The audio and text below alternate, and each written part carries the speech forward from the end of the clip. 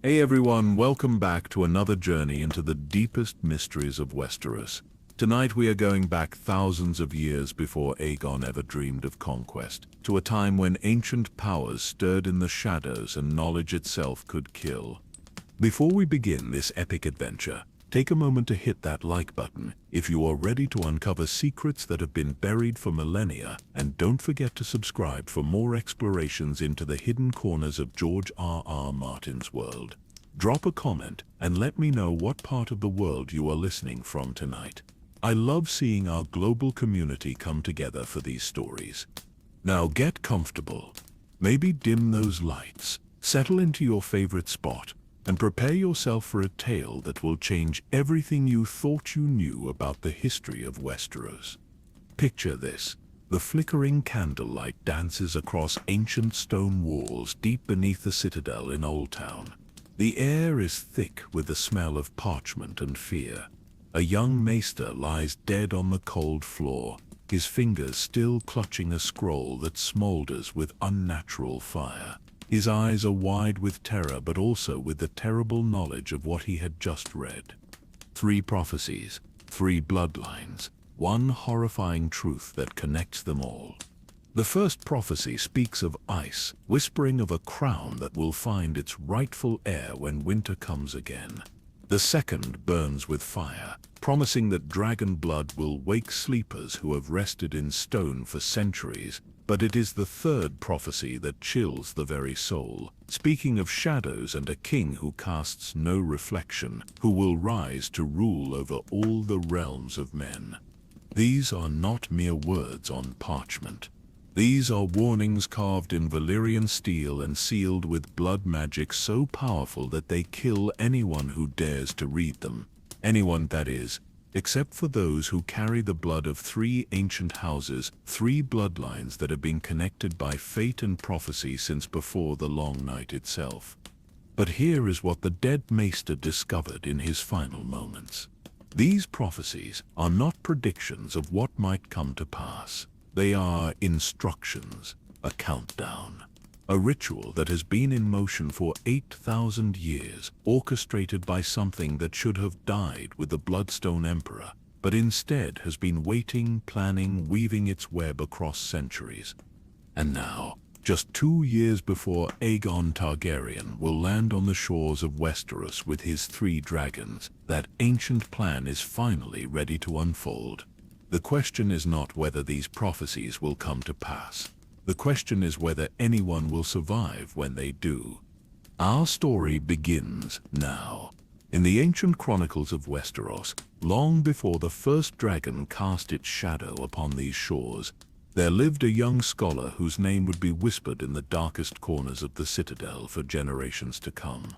This is the tale of Lionel Rivers, a foundling whose very existence would unravel secrets that had slumbered since the dawn of time. The year was 299 before Aegon's conquest, when the 7 kingdoms knew not the roar of dragons, nor the weight of unified rule. King Harren the Black commanded from his towering fortress of Harrenhal, his arrogance matching the height of his walls. In the north, the Starks maintained their eternal vigil, as they had for 8,000 years. The Gardener Kings tended their vast domains in the Reach, while the Storm Lords weathered every tempest from their ancient seat. None could foresee that in merely 2 years, fire would fall from the sky to reshape their world forever. But our tale begins not in the halls of kings, but in the shadowed depths beneath the citadel of Old Town, where knowledge itself could prove more deadly than any blade. Lionel Rivers was no ordinary student of the arcane arts, found as a babe on the steps of the Starry Sept, with naught but a note written in Old Valyrian. The child bore marks that set him apart from common men. Silver threads wove through his dark hair like streams of moonlight, and his eyes held the curious quality of shifting hue depending on the light that touched them. The maesters who discovered him recognized the signs of old blood, perhaps descended from some minor house of dragon lords who had fled the doom of Valyria. Yet it was not his appearance that made him valuable to the citadel, but rather his gift for ancient tongues, where other scholars went mad, attempting to decipher the most perilous texts. Lionel could read the forbidden words without suffering the usual consequences. Languages that had been dead for millennia flowed from his lips as naturally as the common tongue. Scripts that had driven learned men to madness revealed their secrets to him with ease. For 3 years he dwelt in the twilight world between scholar and servant, translating the documents too dangerous for full maesters to touch. The Citadel's keepers used him as a tool, never questioning why he alone could safely read what others could not. They cared only that their most treacherous translations were completed without losing another mind to the horrors contained within ancient parchments. All of this changed on a night when death walked the deepest vaults of the Citadel. Maester Lormus, eldest of the Citadel's scholars and keeper of the most forbidden texts, was discovered in the morning by the guards who brought him his daily bread. The old man lay sprawled upon the stone floor of the deepest vault, his face frozen in an expression of absolute terror. His fingers were locked around a scroll of pale leather, marked with symbols that seemed to writhe and shift when viewed directly. The official declaration spoke of a weak heart finally surrendering to the weight of years, but those who found the body knew better. This was no peaceful passing in sleep. Maester Lormus had seen something in his final moments that no mortal mind was meant to witness. When the other Meisters attempted to pry the scroll from his death grip, it burst into flames that burned with cold fire and left not a single grain of ash. The Seneschal immediately sealed the vault and forbade all entry, declaring the matter closed. Yet secrets like water have a way of finding the smallest cracks through which to flow. 3 nights after the discovery, as the moons hung thin and pale above Old Town, Lionel Rivers made his way through the winding passages beneath the citadel. He carried but a single candle to pierce the darkness, its flame dancing wildly in the stale air that had not moved freely in centuries. The walls around him were older than the Andal conquest carved by the first men, when they still worked magic and spoke with the children of the forest. The vault of Maester Lormus lay at the very bottom of the citadel, hewn from the living rock upon which Old Town was built. As Lionel descended the final spiral of stone steps, he could feel the accumulated weight of ages pressing down upon him. Here, in this buried chamber, the citadel kept its most dangerous knowledge, books too valuable to destroy yet too perilous to leave where curious minds might stumble upon them. The great oak door stood slightly ajar, untouched since the guards had fled 3 days prior. No man had possessed the courage to enter since Lormus was found. As Lionel pushed the door open, its ancient hinges groaned like the voices of the dead, and the sound echoed through the vault with the resonance of a funeral bell. The air within was thick with more than dust. Magic lingered here, old and powerful and very much alive. As Lionel stepped across the threshold, his candle flame turned from yellow to blue, and the silver strands in his hair began to shimmer with their own inner light. The vault stretched far beyond what his meager flame could illuminate, its stone shelves lined with tomes and scrolls that had been ancient when the Targaryens still ruled in Valyria. At the center of the chamber, precisely where Maester Lormus had breathed his last, a circle of symbols now glowed in the stone floor. These marks had not been there 3 nights ago, yet they pulsed with silver light as if they had been carved in the very moment of the old maester's death. Within this circle lay 3 scrolls, each sealed with wax that gleamed like fresh spilled blood. They were arranged in a perfect triangle, and as Lionel approached, he could hear them singing. Not with voices that mortal ears could detect, but with a harmony that resonated in the very bones of the earth. The air around them shimmered with heat that cast no warmth, and threads of light invisible to common sight connected each scroll to its companions. The first scroll bore a seal marked with a crown of ice, its points curved like the tears of winter itself. The second showed a dragon coiled around what might have been a mountain, or perhaps an egg of impossible size. But it was the third seal that sent ice through Lionel's veins, for it depicted a seated figure whose face was naught but shadow, and that shadow moved with a life of its own, even as he watched. As he knelt beside the glowing circle, careful not to disturb the ancient symbols, footsteps echoed from the stairs above. Someone else descended toward the vault, and Lionel's heart hammered against his ribs as he realized he was about to be discovered in this forbidden place. But the voice that called his name was familiar, though changed in ways that made his skin crawl. "Lefunal, my boy," came the voice of Archmaester Walgrave, his mentor and protector. Yet there was something different about the old man's tone. Something that had not been there 3 days ago. It carried the weight of centuries, the knowledge of things that should have been forgotten. "I know you are down there. Come up, lad. We must speak of what you have found, and more importantly, of why you alone can read those scrolls without joining Maester Lormis in death." The words struck Lenore like a physical blow. How could Walgrave know of the scrolls? And what terrible truth lay behind his claim about reading them safely? As if summoned by his thoughts, words began to appear on the surfaces of the 3 sealed prophecies, script in a language he had never seen yet understood as clearly as his own name flowed across the ancient parchment. The first scroll whispered of winter's crown, finding its destined heir. The second spoke of dragon blood awakening sleepers who had rested in stone since the world was young. But it was the third that made his very soul recoil in horror, for its words were not prophecy but recognition. "The bloodline of shadow walks among us once more." In that moment, as the silver in his hair blazed with the same light as the symbols on the floor, Lionel Rivers understood that his presence in this vault had been no accident. Something ancient and patient had been guiding his steps toward this moment, toward these scrolls, toward a destiny that had been written in shadow and blood long before his birth. The chronicle of his true purpose was about to begin. What transpired in the depths of that ancient vault would echo through the ages like thunder rolling across the mountains of the moon. As Archmaester Walgrave descended those worn stone steps, his footfalls rang with a cadence that seemed older than the man himself. When he appeared in the doorway of the forbidden chamber, Lionel Rivers saw that his mentor had been transformed by forces beyond mortal understanding. The Archmaester's eyes, once warm brown like autumn leaves, now gleamed with silver fire that matched the symbols glowing upon the floor. His face, though bearing the same familiar lines of age and wisdom, carried an expression of terrible knowledge that had not been there 3 days prior.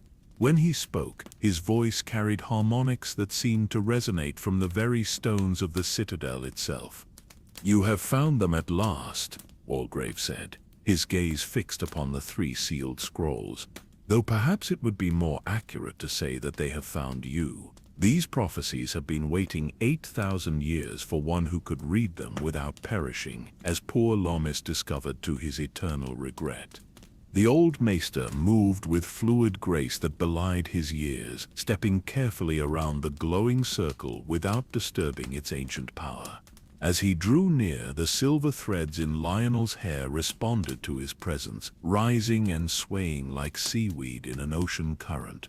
The connection between them was undeniable, though its nature remained shrouded in mystery. "Tell me, my boy," Walgrave continued, settling himself upon a stone bench that had been carved into the walls centuries ago. "What do you know of the Bloodstone Emperor of GoT?"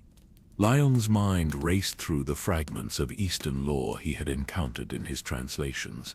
The chronicles speak of him as the last ruler of the great empire of the Dawn, the brother who usurped his sister, the Amethyst Empress, and cast the world into darkness.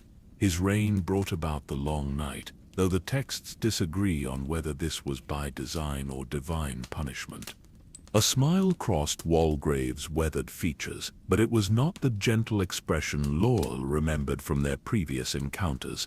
This smile held depths that suggested knowledge of things that should have remained buried forever. "The texts disagree, because they do not know the full truth," the Archmaester said. The Bloodstone Emperor did not simply rule during the long night. He orchestrated it. And more importantly for our tale, he did not die when his empire fell. He merely retreated into shadow to prepare for his return. The words hung in the air like incense, heavy with implications that made Linnell's skin crawl. Around them, the ancient tomes seemed to whisper in languages that predated human speech, as if the very knowledge contained within their pages was stirring in response to the conversation. These 3 scrolls, Walgrave gestured toward the glowing prophecies, were written in the final days of the great empire of the dawn. They are not mere predictions of what might come to pass. They are instructions, carefully crafted to ensure that certain events would unfold across the centuries exactly as their author intended. With reverent care, the Archmaester reached toward the first scroll, the one bearing the seal of the Ice Crown. As his fingers touched the ancient wax, it began to glow with cold light that cast no warmth. The prophecy of Winter's Crown speaks of the eternal struggle between ice and fire, but not in the way the singers tell it. This prophecy reveals the true nature of the power that sleeps beneath Winterfell, and why the stark line must never be broken. The seal cracked with a sound like breaking glass, and the scroll unrolled of its own accord. Words flowed across its surface in script that seemed to be written in liquid silver, rearranging themselves as Lionel watched until they formed verses in the common tongue. When winter's crown finds summer's air, and ice runs hot in royal veins, the sleeper 'neath the heart tree's prayer shall wake to forge the world in chains. The wolf that bows to no man's will must guard the gate 'gainst shadow's call, for if the pack should break or still, then endless night shall swallow all. As the words settled into their final form, images began to form in the air above the scroll. Lionel saw the great heart tree in the godswood of Winterfell, its ancient face carved with features that seemed almost alive. But in this vision, the tree's eyes wept tears of ice, and its roots extended far deeper than any natural tree should grow. Deep beneath the castle, in caverns that no living man had ever seen, something vast and terrible stirred in its eons-long slumber. The vision shifted, showing him the crypts of Winterfell, where the stone kings of winter sat in eternal vigil. But these were not merely statues of dead rulers. Each carved figure pulsed with a faint inner light, and their stone eyes tracked movement with the awareness of the living. Iron swords lay across their laps not as symbols of honor, but as barriers holding something in check. "The Starks believe they rule the North," Walgrave said, his voice cutting through the visions like a blade. "In truth, they are its prisoners, bound by oaths older than memory, to stand guard over forces that could freeze the world in endless winter. Their blood carries the power to command ice itself, but only so long as they remain bound to their sacred duty." The first scroll began to smolder, its purpose fulfilled, and crumbled to ash that glowed with silver fire before vanishing entirely. Immediately, Walgrave turned his attention to the second prophecy, the one marked with the coiled dragon. "The prophecy of the stone sleepers," he said, reaching for the blood-red seal. "This one speaks of power that came from Valyria, but not in the way the Dragonlords believed." The second seal broke with a sound like distant thunder, and again the ancient script rearranged itself into readable words. But as the verses appeared, the temperature in the vault began to rise, and the very stones of the walls grew warm to the touch. "Dragon's blood shall wake the stone sleepers who dreamt in fire since the world was made.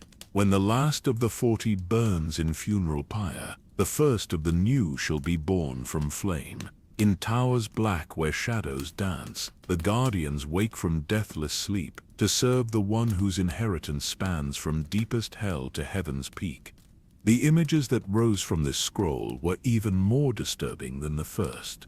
Lionel saw Dragonstone as it had never been seen by mortal eyes, its black walls revealed to be not mere stone, but the fossilized remains of creatures so vast that their bodies had become the very foundation of the castle.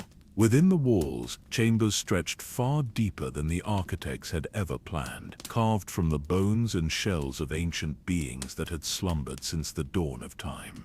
In these hidden chambers, figures of stone stood in perfect ranks, thousands upon thousands of them.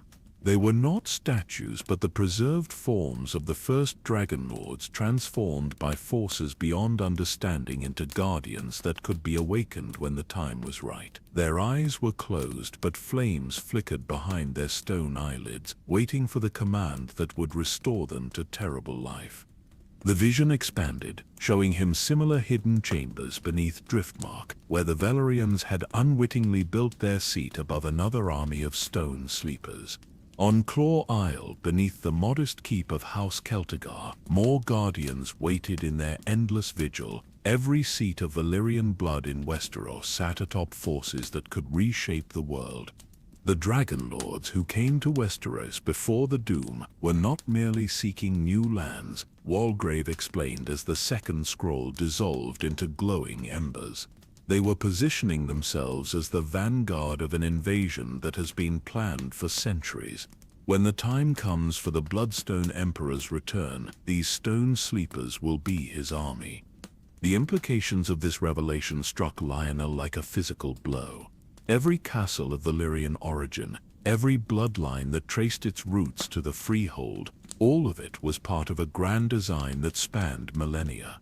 The conquest that would come in 2 years' time was not Aegon's ambition, but the fulfillment of a plan that had been set in motion before the Long Night itself. Now only the third scroll remained, and as Walgrave reached for its shadowy seal, the very air in the vault seemed to thicken with dread. This prophecy bore the mark of the Faceless King, and even approaching it seemed to drain warmth from the world. The prophecy of the Shadow Crown, the Archmaester said, his voice dropping to barely above a whisper. This is the most dangerous of the three, for it speaks not of servants or guardians but of the Master himself. The seal cracked without being touched, falling away like dead skin to reveal words that hurt to look upon directly. They writhed and shifted like living things, and reading them felt like looking into an abyss that looked back with malevolent intelligence. The king who casts no shadow shall rise, when shadows rule the world entire. His crown of darkness forged in pain shall bind all realms to his desire. When ice and fire meet in strife, and stone sleepers wake to serve, the Faceless One shall claim new life and give the world what it deserves. The images that accompanied this prophecy were fragmentary and disturbing, showing glimpses of a figure that seemed to exist at the edges of perception. Tlawanel saw a throne room filled with shadows that moved independently of any light source, and upon a seat carved from what looked like crystallized darkness sat a form that was there and not there simultaneously. The Bloodstone Emperor, 8,000 years after his supposed death, ruling over a court of creatures that had never drawn breath. But most terrifying of all was the realization that this was not some distant future being foretold. The prophecy spoke of events that were already in motion, dominoes that had been falling for millennia and were now approaching their final configuration. The Long Night had not been the Bloodstone Emperor's end, but merely the first phase of his grand design. As the third scroll began to burn, Walgrave rose from his stone seat and moved to where several thick tomes sat upon a shelf carved directly into the wall. These books were bound in leather that looked disturbingly similar to human skin, and their covers bore no titles that mortal eyes could read. "The prophecies are only the beginning," he said, pulling down one of the volumes. "These chronicles contain the full scope of the plan, written by the Emperor's most trusted servants over the course of 8,000 years. They detail how the bloodlines were preserved, how the key players were positioned, and how the final convergence will unfold." He opened the book to a page covered in diagrams that showed the family trees of every major house in Westeros, but with additional connections drawn in red ink that revealed hidden relationships spanning centuries. The Starks, the Targaryens, even the Baratheons and Lannisters, all connected by threads of blood and destiny that told a story far different from what the Maesters taught.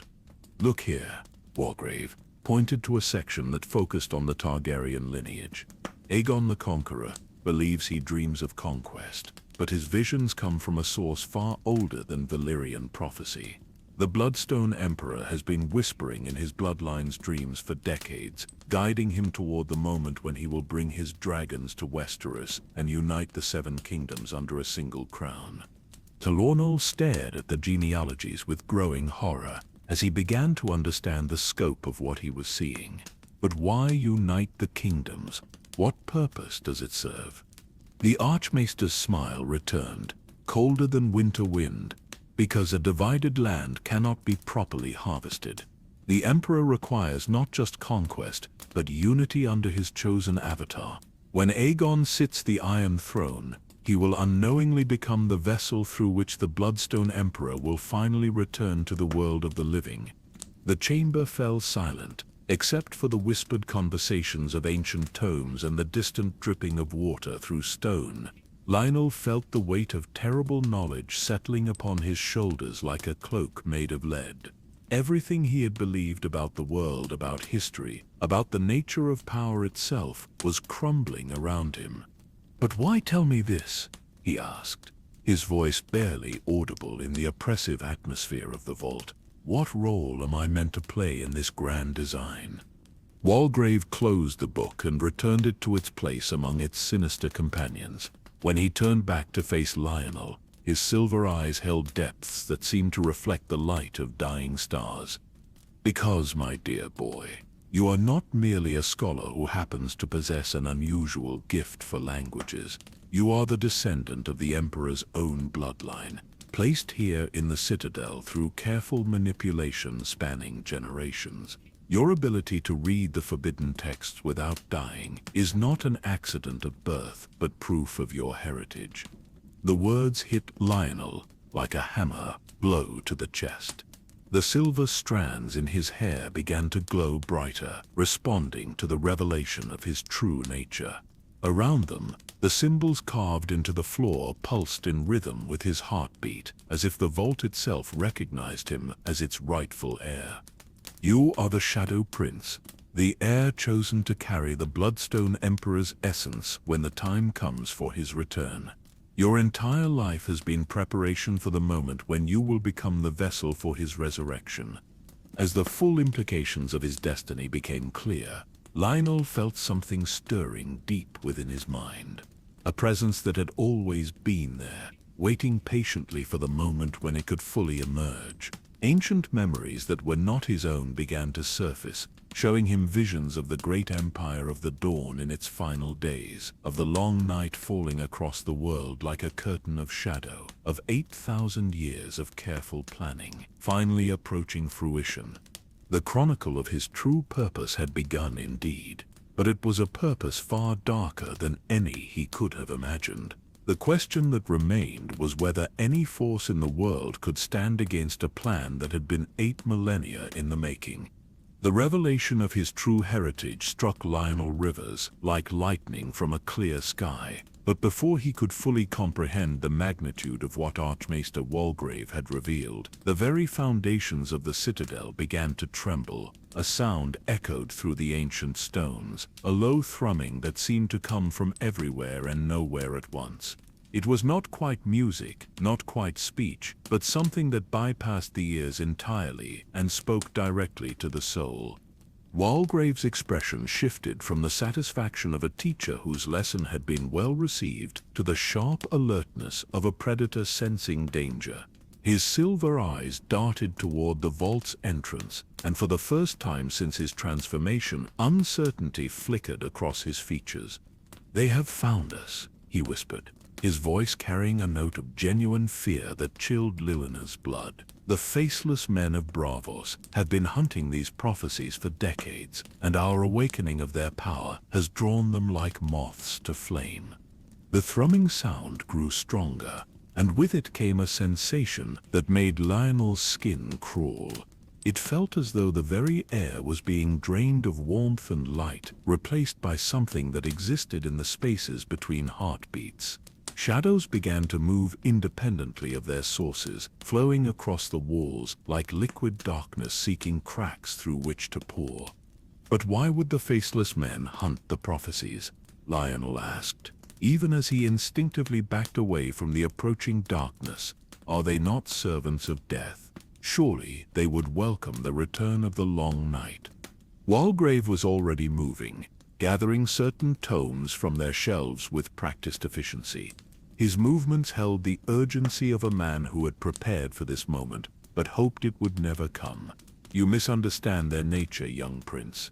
The faceless men serve the many-faced god, but their god is not the same entity that the Bloodstone Emperor serves. They view his planned resurrection as an abomination, a perversion of the natural order of death and rebirth. As if summoned by their conversation, figures began to emerge from the shadows themselves. They were not men in the traditional sense, though they bore the general shape of humanity. Their faces were blank voids that seemed to absorb light rather than reflect it, and they moved with the fluid grace of water flowing downhill. These were not the faceless men that the world knew, the assassins who wore the faces of the dead. These were something far older and more terrible, servants of death in its most primal form.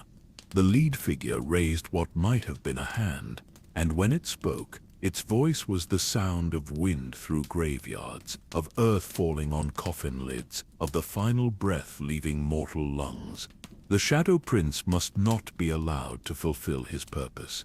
The ancient compact must be preserved, returned to the embrace of the many-faced god, and no peace. Lefunel felt an overwhelming urge to simply lie down and accept the peaceful oblivion that the creature offered. The promise of rest, of an end to the terrible burden of knowledge that had been placed upon his shoulders, was almost irresistible.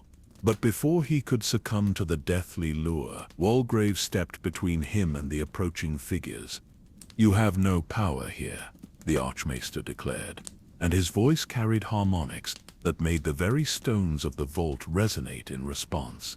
"This place was consecrated to older gods than yours, and the blood of shadow runs strong in these ancient halls." The silver symbols carved into the floor blazed with sudden brilliance, and the faceless figures recoiled as if struck by physical blows. But their retreat was only temporary. Already, more shadows were pouring into the vault, and Lionel could hear the sound of boots on the stairs above. The faceless men had not come alone. The scrolls may be destroyed, but their knowledge lives on in him, Walgrave said, placing a protective hand on Lionel's shoulder. "We must get you away from here before they can complete their mission." But even as he spoke, the Archmaester was pulling something from within his robes. It was a blade unlike any Lionel had ever seen, forged from what looked like crystallized moonlight, and inscribed with runes that hurt to look upon directly. When Walgrave raised it, the shadows hesitated, clearly recognizing the weapon's power. The Lyrian steel was not the first magic worked into metal, he explained, advancing toward the nearest of the shadow figures. This blade was forged in the dying days of the great empire of the dawn, quenched in the blood of the Amethyst Empress herself. It can cut through the veil between life and death. The blade sang as it moved through the air, and where it touched the shadow figures, they dissolved like mist before the morning sun. But for every creature that fell, two more seemed to take its place, and Lionel could see that even Walgrave's supernatural prowess would not be enough to fight their way clear. That was when the silver in his hair began to burn with cold fire, and he felt the presence in his mind stir with sudden interest. Ancient knowledge that was not his own flooded through his consciousness, showing him secrets that had been hidden since the world was young. He saw the true layout of the citadel, not just the towers and halls that men had built, but the deeper structures that existed in the spaces between reality. "This way," he said, his voice carrying an authority that seemed to come from somewhere far older than his 17 years. He moved toward what appeared to be a solid wall, but as he approached, his hand passed through the stone as if it were no more substantial than morning mist. Walgrave's eyes widened with something that might have been pride or fear. "The shadow roads," he breathed. "I had hoped it would be years before you could access them." They plunged through the illusory wall into passages that existed parallel to the normal world but followed different rules entirely. Here, distance was a suggestion rather than a law, and the very air shimmered with possibility. Behind them, they could hear the frustrated cries of the faceless men as their quarry vanished into pathways that death itself could not follow. The shadow roads carried them through spaces that defied description, corridors that curved through dimensions that human minds were not equipped to understand. Lionel found that he could navigate these impossible passages with instinctive ease, as if he had walked them 1,000 times before. Ancient memories guided his steps, showing him routes that had been old when the first men learned to work iron. They emerged from the shadow roads in a place that was both within the citadel and impossibly far from it. This was a chamber that existed in the spaces between the normal world, a sanctuary that had been prepared centuries ago for exactly this moment. The walls were lined with books that had never been written and scrolls that contained knowledge too dangerous for normal reality to hold. Here, Walgrave finally allowed himself to relax, though his grip on the moonlight blade remained firm. "We are safe for the moment," he said, settling onto a chair that seemed to be carved from a single massive pearl. "The faceless men cannot follow us here, but neither can we remain indefinitely. They will be watching every exit from the citadel, waiting for us to emerge." Lionel found himself drawn to one particular shelf, where a series of volumes bound in scales that shifted color as he watched seemed to call out to him. When he touched the first book, it opened of its own accord, revealing pages covered in script that rearranged itself into readable text as he focused upon it. The book contained genealogies, but not the simple family trees that mortal scholars compiled. These charts showed bloodlines stretching back to the very dawn of human civilization, tracing the intermarriage and careful breeding that had preserved certain traits across millennia. He saw his own lineage clearly now, a thread of silver running through generations of carefully chosen unions, all leading to his birth in this specific time and place. "The Bloodstone Emperor has been very patient," Walgrave observed, watching Lionel study the forbidden genealogies. "For 8,000 years, his servants have worked to ensure that the proper bloodlines would converge at the moment of his return. Your birth was not chance, young prince. It was destiny engineered across centuries." But as Lionel delved deeper into the genealogical records, he discovered something that made his blood run cold. The carefully maintained bloodlines did not end with him. There were others, scattered across Westeros and Essos, each carrying a fragment of the power that would be needed for the Emperor's resurrection. And according to the books, several of these individuals were already moving toward positions where they could play their assigned roles in the grand design. "House Celtigar of Claw Isle," he read aloud, tracing one particular line with his finger. "Lord Daemon Celtigar carries the bloodline of the Pearl Emperor, the Emperor's most trusted advisor. He will serve as the conduit for the awakening of the stone sleepers beneath Dragonstone." Walgrave nodded grimly. "And Lady Valentina Valerian, who will soon wed Aegon Targaryen. Her children will carry both the blood of old Valeria and the deeper heritage of the Bloodstone Emperor. Through them, the Shadow will finally claim the Iron Throne that has not yet been forged." The implications were staggering. The conquest that Aegon was planning was not his own ambition, but the culmination of a plan that had been in motion since before the doom of Valyria. Every marriage alliance, every strategic decision, every seemingly random event that would lead to the unification of the Seven Kingdoms had been orchestrated by forces that operated on a timescale that dwarfed mortal understanding. "But surely someone must have noticed," Lionel protested. "The Maesters, the Septons, the Lords themselves. How could such a vast conspiracy remain hidden for so long? The Archmaister's laugh was bitter as winter wind. Hidden? My dear boy, it has been hiding in plain sight for millennia. Every song about ancient heroes, every legend of the long night, every prophecy that speaks of ice and fire, they all contain fragments of the truth. But men see only what they wish to see, and they interpret everything through the lens of their own limited understanding.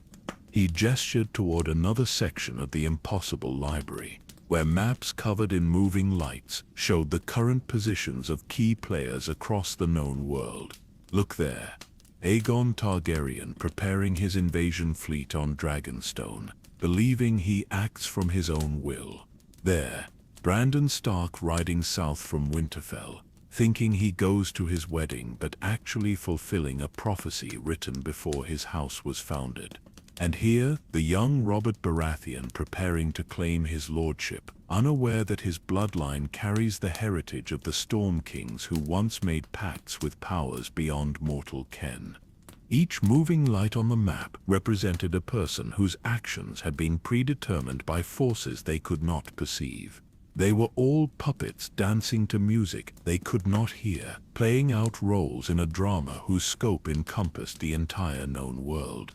Then there is no hope, Lionel whispered, the weight of predetermined destiny crushing down upon him like an avalanche. If everything has been planned for 8,000 years, if every choice is merely the illusion of free will, then the Bloodstone Emperor has already won. But Walgrave's expression held something that might have been hope, or perhaps merely the stubborn defiance that had made him a master of the Citadel's most dangerous knowledge. Not necessarily, young prince. The Emperor's plan is vast and intricate, but it relies upon specific events occurring at precise moments. If even one key element were to be disrupted, the entire design could unravel. He moved to a different section of the library, where weapons of impossible beauty hung upon walls that seemed to extend into infinity. The Faceless Men are not the only force that opposes the Emperor's return. There are others, older powers that remember the time before the Long Night and have been preparing their own countermeasures for centuries. Lionel followed him, hope beginning to kindle in his chest, despite the overwhelming odds they faced. What others? Who else knows the truth? The children of the forest never truly vanished, Walgrave replied, taking down a bough that seemed to be carved from a single piece of weirwood. They retreated into the deep places of the world, but they have been watching, waiting, preparing. The three-eyed raven sees across time itself, and he has been weaving his own web to counter the Emperor's design. The bough sang with harmonics that reminded Lionel of wind through ancient trees, and he could see that its string was woven from something that looked like crystallized starlight. When Walgrave handed it to him, he felt power flow through his hands, connecting him to forces that had shaped the world since its very beginning. The deep magic still runs strong in certain bloodlines, the Archmaester continued. The Starks carry the power of winter in their very bones, though they have forgotten how to wield it. The remaining Targaryens command fire that burns hotter than dragonflame when properly unleashed. And you, young prince, carry the heritage of shadow itself, which means you alone have the potential to turn the Emperor's own power against him. As Lionel held the impossible bough, he felt the presence in his mind stir with what might have been approval. Ancient memories surfaced, showing him visions of a time when he had stood upon the walls of the great empire of the Dawn, watching the Bloodstone Emperor commit the atrocities that had brought the Long Night upon the world. But these were not his memories. He realized with growing understanding they belonged to someone else who had shared his bloodline, someone who had opposed the Emperor from the very beginning. The Amethyst Empress, he whispered, the name coming to him unbidden. She was my ancestor, and she died trying to stop her brother's madness. Walgrave smiled, and for the first time since his transformation, the expression seemed genuinely warm. Now you begin to understand. You are not merely the heir to the Bloodstone Emperor's power. You are also the heir to his greatest enemy, the the sister who died rather than see the world consumed by eternal darkness. The question is, which heritage will prove stronger when the final confrontation comes?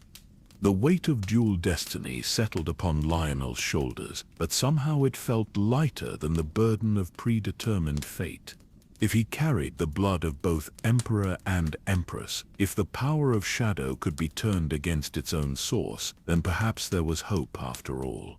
But even as this realization dawned, alarms began to sound throughout the impossible chamber. The faceless men had found another way to reach them, and the sanctuary that had seemed so secure was about to become a trap. The true test of Lionel's heritage was about to begin, and the outcome would determine whether the world would see another 8,000 years of light, or whether the long night would fall again to last forever. The alarms that shattered the tranquility of the impossible sanctuary spoke not with bells or horns, but with the voices of the stones themselves, a keening wail that spoke of ancient wards being breached by forces that should never have found their way into the hidden places of the world. As the sound echoed through chambers that existed between heartbeats, Lionel Rivers felt the bough of weirwood and starlight grow warm in his hands, responding to the approaching danger with power that had slumbered since the dawn of time. Archmaester Walgrave moved with the fluid efficiency of a man who had prepared for this moment across many years, gathering specific tomes and artifacts whose importance could only be guessed at by their placement in this repository of forbidden knowledge. His movements held no panic, but rather the grim determination of someone who understood that their carefully laid plans were about to be tested by forces beyond mortal comprehension. "The sanctuary is compromised," he said, his voice carrying harmonics that seemed to resonate from the very foundations of reality. "The faceless men have allies we did not anticipate, powers that can breach even the shadow roads. We must reach the coast before they can marshal their full strength against us." Through passages that folded space like origami, they fled the dying sanctuary as reality itself began to unravel around them. The impossible library dissolved into fragments of light and memory, its precious contents scattering across dimensions that would preserve them until they were needed again. Behind them, Lionel could hear the pursuit, not the footsteps of mortal men, but the whisper of things that had never drawn breath, seeking to snuff out the candle of his existence. They emerged from the shadow roads on the windswept docks of Old Town, where the honey wine met the waters of whispering sound. The transition from the magical pathways to the mundane world was jarring, like awakening from a vivid dream to find oneself in a gray and colorless reality. The salt air and cry of seabirds seemed almost absurdly normal after the cosmic forces they had just escaped. But Walgrave wasted no time in nostalgia or relief. He led Lionel toward a ship that waited at the farthest pier, its black sails furled but ready for swift departure. The vessel bore the seahorse sigil of House Velaryon, and as they approached, Lionel could see armed men watching the approaches with the alertness of those who expected trouble. "Lord Corlys Velaryon has been expecting us," Walgrave explained as they hurried along the pier. "His house has been allied with our cause for longer than most men realize. Driftmark will provide us with sanctuary while we determine our next course of action." The ship's captain greeted them with a nod that spoke of familiarity and long-standing arrangements. He was a weathered man whose eyes held depths that suggested he had sailed stranger seas than most, and when he spoke, his accent carried hints of the ancient Valyrian that was still the tongue of power among the Dragonlord houses. "The tide turns within the hour," he said, without preamble. "My lord waits at Driftmark with news that will interest you both. Strange currents have been moving beneath the waves, and the deep places speak of changes that have not been seen since the Doom itself." As their ship cleared the harbor and set course for the island stronghold of House Velaryon, Lionel found himself drawn to the rail, watching the lights of Old Town fade into the distance. For the first time since discovering the prophecies, he allowed himself to hope that perhaps the situation was not as dire as it had seemed. If Lord Corlys was indeed an ally, if there were others who opposed the Bloodstone Emperor's grand design, then perhaps the predetermined fate that had seemed so inescapable could still be challenged. The sea journey to Driftmark passed in relative peace, the black ship cutting through waves that seemed oddly calm, despite the strong winds that filled their sails. Walgrave spent the voyage studying charts that were not quite maps, their surfaces covered with symbols that shifted and changed as he watched them. These were not navigational aids for mortal seas, but guides to the deeper currents that connected all the waters of the world. The Valyrians have always been more than simple seafarers, he explained when Lionel asked about the strange charts. Their bloodline carries the heritage of the sea snake, one of the great spirits that ruled the oceans before men learned to sail. Through them we can access knowledge and power that even the faceless men cannot easily counter. When Driftmark appeared on the horizon, its towers rising from the sea like the bones of some vast creature, Lionel felt an immediate sense of relief. The island fortress looked exactly as mortal architects might build it, with none of the unsettling qualities that marked places touched by deeper magic. Here, at last, was a refuge that seemed anchored firmly in the natural world. Lord Corlys Velaryon met them at the harbor personally, a gesture that spoke of the urgency he attached to their arrival. He was a man in his prime, with the silver-gold hair of old Valyria and eyes the color of sea foam. When he spoke, his voice carried the authority of one who had commanded both ships and men across the dangerous waters of the known world. "Welcome to Driftmark," he said, though his expression suggested that the circumstances of their visit were far from welcoming. "We have much to discuss, and little time in which to do it. The signs have been growing stronger each day, and I fear that events are moving more quickly than any of us anticipated." He led them through halls decorated with treasures gathered from across the known world, past tapestries that depicted the great sea voyages of his ancestors and cases filled with pearls that seemed to glow with their own inner light. But it was not until they reached his private study that Lionel began to understand why Walgrave had seemed so confident in their host's support. The study was lined with books and charts, but these were not the common texts of seamanship and trade. These were volumes bound in scales and coral, filled with knowledge of the deep places where sunlight never reached. Maps covered the walls, showing not just the surface geography of the known world, but the hidden passages beneath the waves where ancient things still swam in the darkness.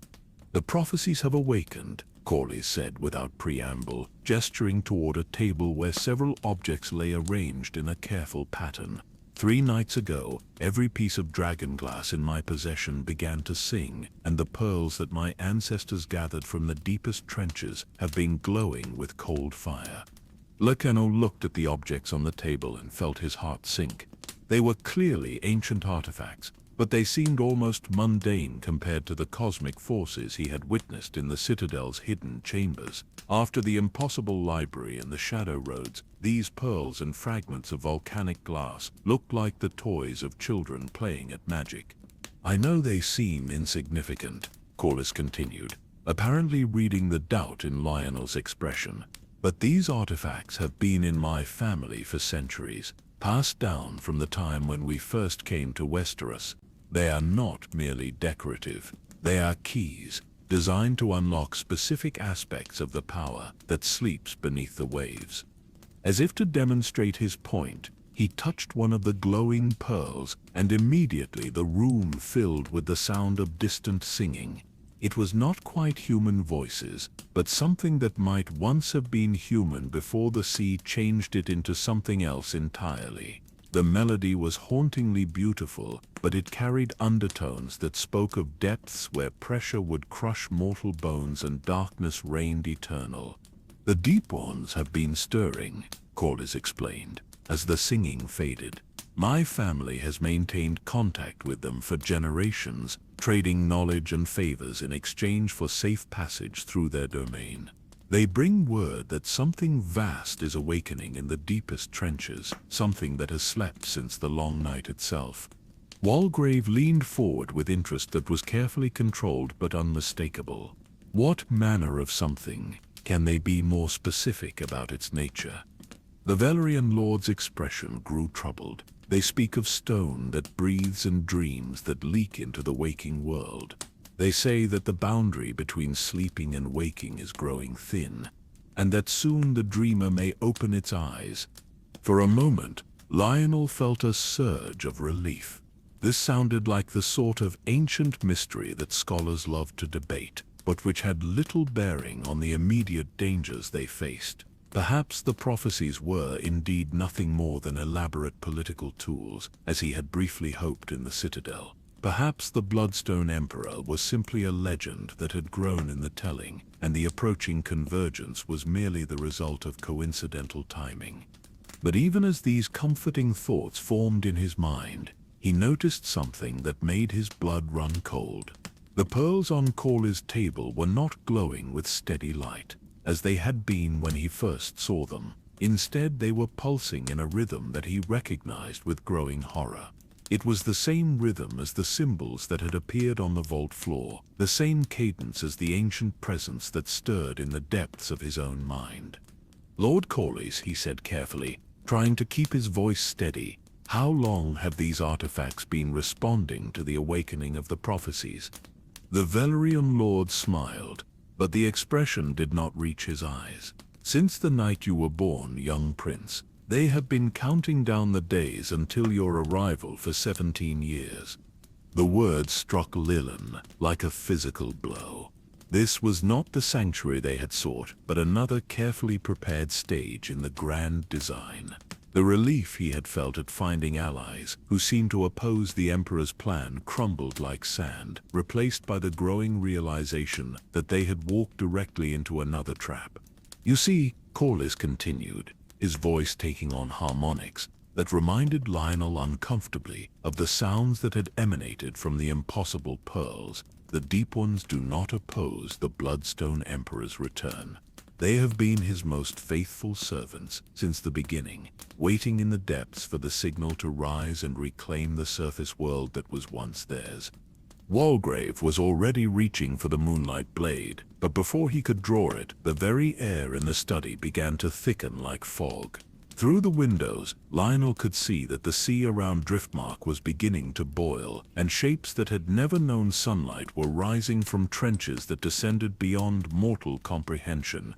The false hope that had sustained them through their escape from Old Town was dissolving as rapidly as it had formed, replaced by the terrible understanding that the web of the Bloodstone Emperor's influence extended far beyond anything they had imagined. Even those who seemed to oppose him were merely playing roles in his ancient design, and the sanctuary they had sought was about to become the site of their final betrayal. As the Deep Ones began to emerge from the churning waters around the island, their voices joining in harmonies that predated human civilization, Lionel realized that the first phase of the Emperor's plan was reaching its conclusion. The false hope had served its purpose, luring them away from the relative safety of the Citadel and into a position where the ancient compact between land and sea could finally be fulfilled. The betrayal at Driftmark unfolded like a flower of shadow blooming in the depths of the ocean, its petals spreading to encompass the entire known world in its dark embrace.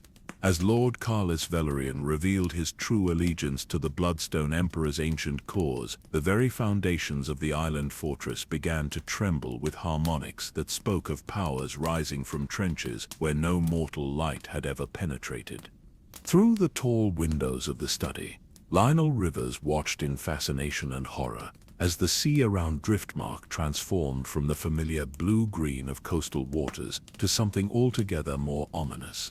The waves themselves seemed to be moving in patterns that defied the natural flow of tide and current, forming spirals and geometries that hurt the mind to contemplate directly. Beneath the surface, phosphorescent lights pulsed in sequences that carried meaning for those who possessed the knowledge to interpret them. "Behold the true heirs of the earth," Corlys said, his voice now carrying harmonics that seemed to resonate from the very bones of the island. When the world was young and the continents had not yet found their final form, The Deep Ones ruled over vast empires that spanned the ocean floors. They built cities of coral and pearl in places where the pressure would crush mortal bones, and they sang songs that could reshape the very fabric of reality. As he spoke, the first of the Deep Ones began to emerge from the churning waters. They were not the crude fishmen that sailors sometimes described in their tavern tales, but beings of terrible beauty whose forms suggested what humanity might become if it evolved for millions of years beneath the waves. Their skin shimmered with scales that reflected light in patterns that had never been seen on land, and their eyes held depths that spoke of intelligence that had contemplated the movements of stars while the ancestors of men were still learning to nap flint. The long night was not merely the work of the Bloodstone Emperor alone, Corlys continued, moving to the window to watch his ancient allies rise from their domain. It required the cooperation of powers that existed long before the first human civilization learned to build with stone. The Deep Ones provided the framework upon which the Emperor's grand design could be constructed, and they have been waiting in the depths ever since for the signal to reclaim what was once theirs. Walgrave had drawn his blade of crystallized moonlight, but the weapon that had seemed so formidable against the shadow creatures in the Citadel's vault now appeared almost pathetic in the face of the forces arraying themselves around the island. The light that emanated from its edge was being swallowed by something that existed in the spaces between the waves, and even its supernatural sharpness could not cut through the growing web of power that connected sea to sky, to the very foundations of the earth. "You cannot fight the ocean itself," Corlys observed, with what might have been sympathy. "The Deep Ones are not merely creatures that inhabit the sea. They are the sea given form and consciousness and purpose that spans eons. To oppose them here, in their own domain, is like trying to hold back the tide with bare hands." But as the Velaryon Lord spoke, Lionel felt the ancient presence in his mind stir with something that might have been recognition. The memories that were not his own began to surface with greater clarity, showing him visions of a time when the surface world and the deep places had been locked in conflict that spanned millennia. He saw the Amethyst Empress standing upon shores that no longer existed, wielding powers that had been forgotten since the world was remade, holding back tides that carried more than water in their depths. "The compact was broken once before," he said, his voice carrying authority that seemed to come from centuries of accumulated wisdom. "During the War of the Five Emperors, when the surface kingdoms united against the alliance between shadow and sea, the Deep Ones were driven back to their deepest trenches, and the barriers were erected that have held them in check for 8,000 years. Corlys turned from the window, and Lionel could see that his features were beginning to change. The refined aristocratic bearing was melting away like wax before flame, revealing something underneath that was far older and infinitely more alien. His eyes were becoming larger and more luminous, and his skin was taking on the faint translucency of something that had never been fully human. Indeed, the thing that had been Corlys agreed, its voice now carrying the sound of waves breaking against cliffs that existed in dimensions beyond mortal perception. But those barriers were built upon assumptions that are no longer valid. The bloodlines that powered the ancient wards have been carefully corrupted over the centuries, their descendants unknowingly bred to serve our purposes when the time of awakening finally arrived. Through the windows, more shapes were emerging from the depths. These were not individual Deep Ones, but constructs of living coral and pearl that had been shaped into forms that spoke of purposes beyond mortal understanding. Some resembled vast sea serpents whose coils could encircle islands, while others took the shape of floating cities whose spires reached toward the surface like the fingers of drowned gods grasping for the light. The stone sleepers beneath Dragonstone and the other Valyrian strongholds are not the only ancient guardians that have been waiting for this moment, the Corlys thing continued. Beneath every major port and coastal fortress in the known world, Our constructs have been growing in the deep places, fed by the dreams of those who sleep above them. When the signal comes, they will rise to support the awakening of our terrestrial allies.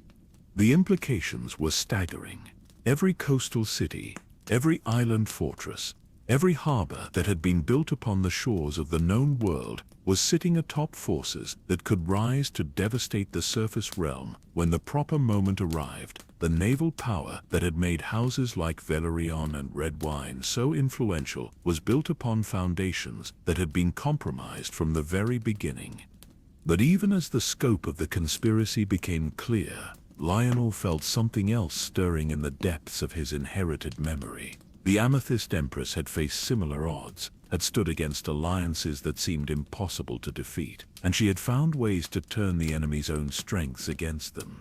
The key lay not in opposing the Deep Ones directly, but in understanding the nature of the compact that bound them to the Bloodstone Emperor's service.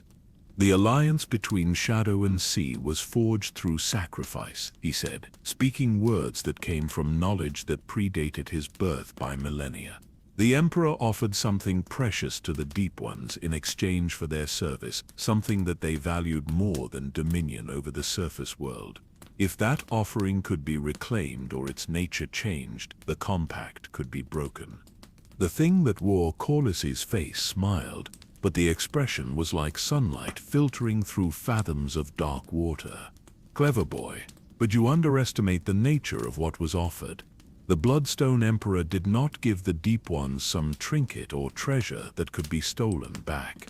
He gave them something far more valuable and far more permanent. As it spoke, the sea around Driftmark began to part, revealing structures that rose from the ocean floor like the dreams of mad architects given physical form.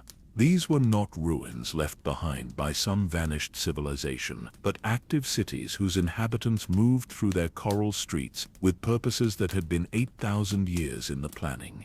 The scale was beyond anything that surface dwellers had ever imagined, stretching to horizons that existed beneath leagues of water. He gave them the dreams of humanity itself, the Corlys thing revealed. Every nightmare that mortal minds have conjured, every fear that has crept through sleeping thoughts, every terror that has made children afraid of the dark, all of it flows into the deep places, feeding constructs that grow stronger with each passing generation. The revelation struck Lionel with the force of a physical blow. The Deep Ones were not merely ancient enemies that had been waiting in the depths. They were sustained and empowered by the fears and dreams of every human being who had ever lived, growing stronger as civilization expanded and the population of the world increased. The very expansion of human knowledge and culture that seemed like progress was actually feeding the forces that would eventually destroy it. But as this terrible understanding settled into his mind, Lionel also realized something else. If the Deep Ones drew their power from human dreams and nightmares, then the connection flowed in both directions. The bloodline of Shadow that he carried, the heritage of the Amethyst Empress that ran through his veins, gave him the potential to influence those same dreams. The dream web works both ways, he said, his voice growing stronger, as ancient knowledge crystallized into immediate understanding. The Deep Ones feed on human fears, but those same fears can be turned back upon them. The Amethyst Empress knew this, and she used it to break the first compact. Walgrave, who had been listening to this exchange with growing alarm, suddenly understood what Lionel was suggesting. The moonlight blade in his hands began to sing with harmonics that matched the young prince's voice, its crystalline edge becoming a focus for powers that had slumbered since the dawn of time. The dreaming road, the Archmaester whispered. If you can access the network that connects all sleeping minds, you could potentially redirect the flow of power that feeds their constructs. But the thing that had been Corlys was already moving to prevent such an attempt. Its form was shifting rapidly now, abandoning any pretense of humanity as it revealed its true nature. Tentacles of living water emerged from what had been arms, and its eyes became windows into depths where phosphorescent intelligences swam through currents of liquid thought. You understand too much, Too quickly, it said, its voice now the sound of pressure waves traveling through abyssal depths. The awakening cannot be allowed to proceed with such complications. The Deep Ones have invested too much in this moment to allow the patterns to be disrupted by the meddling of surface dwellers. The constructs rising from the depths began to move with sudden urgency, their forms shifting from the merely alien to the actively hostile. Weapons that had been growing in the deep places for millennia turned toward the fortress of Driftmark, and the very air began to fill with harmonics that could drive mortal minds to madness. But Lionel was no longer entirely mortal. The heritage of shadow and the memories of the Amethyst Empress were flowing through him with increasing strength, and he could feel pathways opening in his mind that connected him to the vast web of sleeping consciousness that spanned the known world. If he could reach that network, if he could access the dreaming road that linked every human mind, then perhaps the tide of nightmare energy that fed the Deep Ones could be turned back upon itself. The question was whether he could master powers that had taken the Amethyst Empress a lifetime to learn, and whether he could do it quickly enough to prevent the Deep Ones from overwhelming them through sheer force. The stone sleepers beneath Dragonstone and the other Valyrian strongholds were beginning to stir in response to the activity in the deep places, and soon the surface world would be caught between two armies that had been preparing for this moment since before recorded history began. As the first of the Deep One constructs reached the shores of Driftmark, their forms casting shadows that moved independently of any light source, Lionel closed his eyes and reached out toward the sleeping minds of millions of dreamers. Somewhere in that vast network of consciousness lay the key to breaking the ancient compact, but finding it would require him to venture into depths that made the ocean trenches seem shallow by comparison. The battle for the dreams of humanity was about to begin, and its outcome would determine whether the world would see another dawn, or whether the long night would fall again to last forever.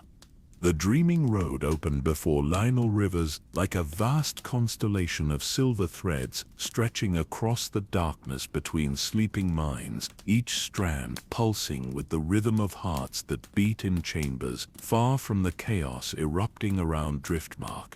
As he stepped into that ethereal network, leaving his physical form behind in the study, where Walgrave fought desperately against creatures of living water, he felt the full weight of humanity's collective unconscious settling around him, like a mantle woven from starlight and shadow.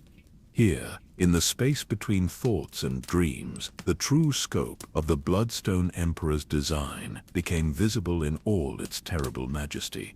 The network that connected every sleeping mind was not a natural phenomenon, but an artificial construct that had been carefully cultivated over 8 millennia.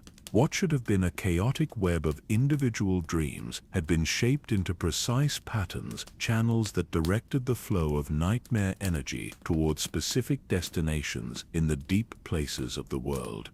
But even as Lionel marveled at the intricate architecture of this dream web, he became aware that he was not alone in this ethereal realm. Other consciousnesses moved through the silver pathways, ancient minds that had been traveling these roads since before the first human settlements learned to work bronze. And at the center of it all, like a spider sitting in the heart of its web, was a presence so vast and malevolent that it seemed to eclipse the light of every dreaming mind it touched. The Bloodstone Emperor had not died 8,000 years ago. He had simply transferred his consciousness into the network of human dreams, where he had been growing stronger with each passing generation. Every nightmare that had ever plagued a sleeping child, every terror that had driven men to wake screaming in the dark, had fed his power and extended his influence across the collective unconscious of the entire human race. But as Lionel ventured deeper into the network, following threads that led toward the epicenter of the Emperor's power, he discovered something that filled him with both hope and horror.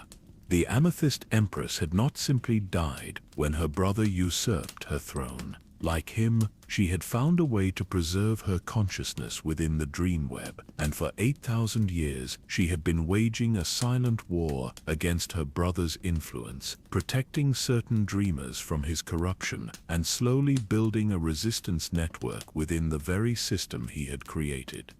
Her presence touched his mind like cool moonlight after the heat of a forge, and suddenly he understood why he had been born with the ability to navigate both shadow and dream.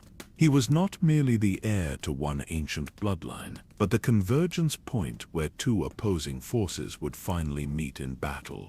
The war that had begun with the fall of the great empire of the dawn was about to reach its climax in the space between sleeping and waking.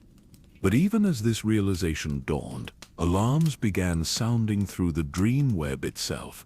The Deep Ones had detected his presence in their domain, and their constructs were moving to intercept him before he could reach the source of their power. More urgently, the disturbance in the ethereal realm was causing sympathetic reactions in the physical world, where ancient guardians that had slumbered for millennia were beginning to stir in response to the cosmic conflict. On Dragonstone, in chambers carved from volcanic glass that had never known the touch of mortal tools, the stone sleepers that Aegon Targaryen believed to be mere decorations began to show signs of life. Their eyes, which had been sealed in stone sleep since the doom of Valyria, flickered within a fire as they responded to harmonics that echoed across dimensions. These were not statues, but the preserved forms of the first Dragon Lords, transformed by arts that predated the founding of the Freehold and bound to serve purposes that their conscious minds had never understood. The awakening spread like ripples across still water, beneath Driftmark, where Lionel's physical form remained locked in trance, while Walgrave fought desperately against the Deep One constructs. More stone guardians stirred in chambers that the Valyrians had always assumed were natural caves. On Claw Isle, the ancient seat of House Celtigar trembled as things that had been sleeping beneath its foundations for centuries began to move with ponderous deliberation. But it was on Dragonstone that the awakening proceeded most dramatically, for that ancient fortress had been built not by human architects, but by the Valyrians who had first made contact with the Deep Ones in the century before the Doom. Every gargoyle that adorned its walls, every dragon carved into its black stone surfaces, was a guardian that had been placed there with specific purpose. As they began to shake off the sleep of ages, their purpose became terrifyingly clear. Lord Aegon Targaryen, who had been studying maps of Westeros in his solar while planning the conquest that would make him king, felt the castle shake around him as if struck by some massive hammer. But this was no earthquake, for the tremors seemed to come from within the very stones of the walls. When he rushed to the window to look out over his domain, he saw sights that would have driven lesser men to madness. The stone dragons that had adorned Dragonstone's towers since time immemorial were unfolding themselves from their perches, revealing that what he had always assumed to be decorative carvings were actually the fossilized forms of creatures that had once ruled the skies above old Valyria. As they stretched wings that had been folded for centuries, the very air around them began to shimmer with heat that spoke of furnaces that burned at the heart of the world. But these were not the noble dragons of song and story. These creatures bore the marks of corruption that spoke of their true allegiance, their scales showing patterns that hurt the mind to contemplate directly, and their eyes burning with fires that cast no light but only shadow. They had been the mounts of the first Dragon Lords who had served the Bloodstone Emperor's cause, preserved through the Doom and the centuries that followed, to serve again when the time of awakening finally arrived. Similar scenes were unfolding across every site where Valyrian blood had taken root in Westeros. The stone guardians that had been dismissed as architectural flourishes were revealing their true nature, and with them came the awakening of powers that had been carefully hidden beneath the facade of noble houses and ancient bloodlines. The conquest that Aegon had planned as a political and military campaign was about to become something far more cosmic in scope. In the dream web, Lionel felt each awakening, like a hammer blow against his consciousness. The stone sleepers were not merely guardians, but anchor points that connected the physical world to the network of sleeping minds. As they stirred to life, the barriers between dream and reality began to thin, allowing influences from the deep places to leak into the waking world with increasing strength. But the awakening brought opportunity as well as danger. The Amethyst Empress had been preparing for this moment across 8 millennia, and as the Stone Guardians stirred, so too did the countermeasures she had carefully positioned throughout the dream web. Hidden within the consciousness of certain bloodlines were triggers that had been planted generations ago, sleeping commands that would activate when the final phase of the war began. Through silver threads that connected him to dreamers across the known world, Lionel began to sense the stirring of these hidden assets. In Winterfell, where Brandon Stark slept in chambers above crypts that held more than the honored dead, ancient powers began to flow through bloodlines that had forgotten their true purpose. The wolf blood that the Starks carried was more than mere metaphor, and as the stone sleepers of Valyria awakened, so too did the ice guardians that had been slumbering beneath the heart of the North. In Storm's End, where the young Robert Baratheon dreamed of battles and glory, the blood of the Storm Kings began to sing with harmonics that had not been heard since the first men learned to bind the winds to their will. The ancient compact between his bloodline and the powers that ruled over tempest and lightning was stirring to life, preparing to balance the fire that was awakening in the Valyrian strongholds. Even in the Reach, where the Gardener Kings had always seemed the most peaceful of the great houses, deeper currents were beginning to flow. The blood of the Green Men ran in their veins, connecting them to powers that predated human civilization. And as the corrupted stone dragons spread their wings above Dragonstone, so too did the guardians of the natural world prepare to respond to the growing threat. But perhaps most significantly, Lionel began to sense stirrings in places that few men knew existed. In the hidden fastnesses of the Children of the Forest, where the last of the old gods still walked beneath trees that had been ancient when the first men crossed the narrow sea, powers that had slumbered since the long night were beginning to stir.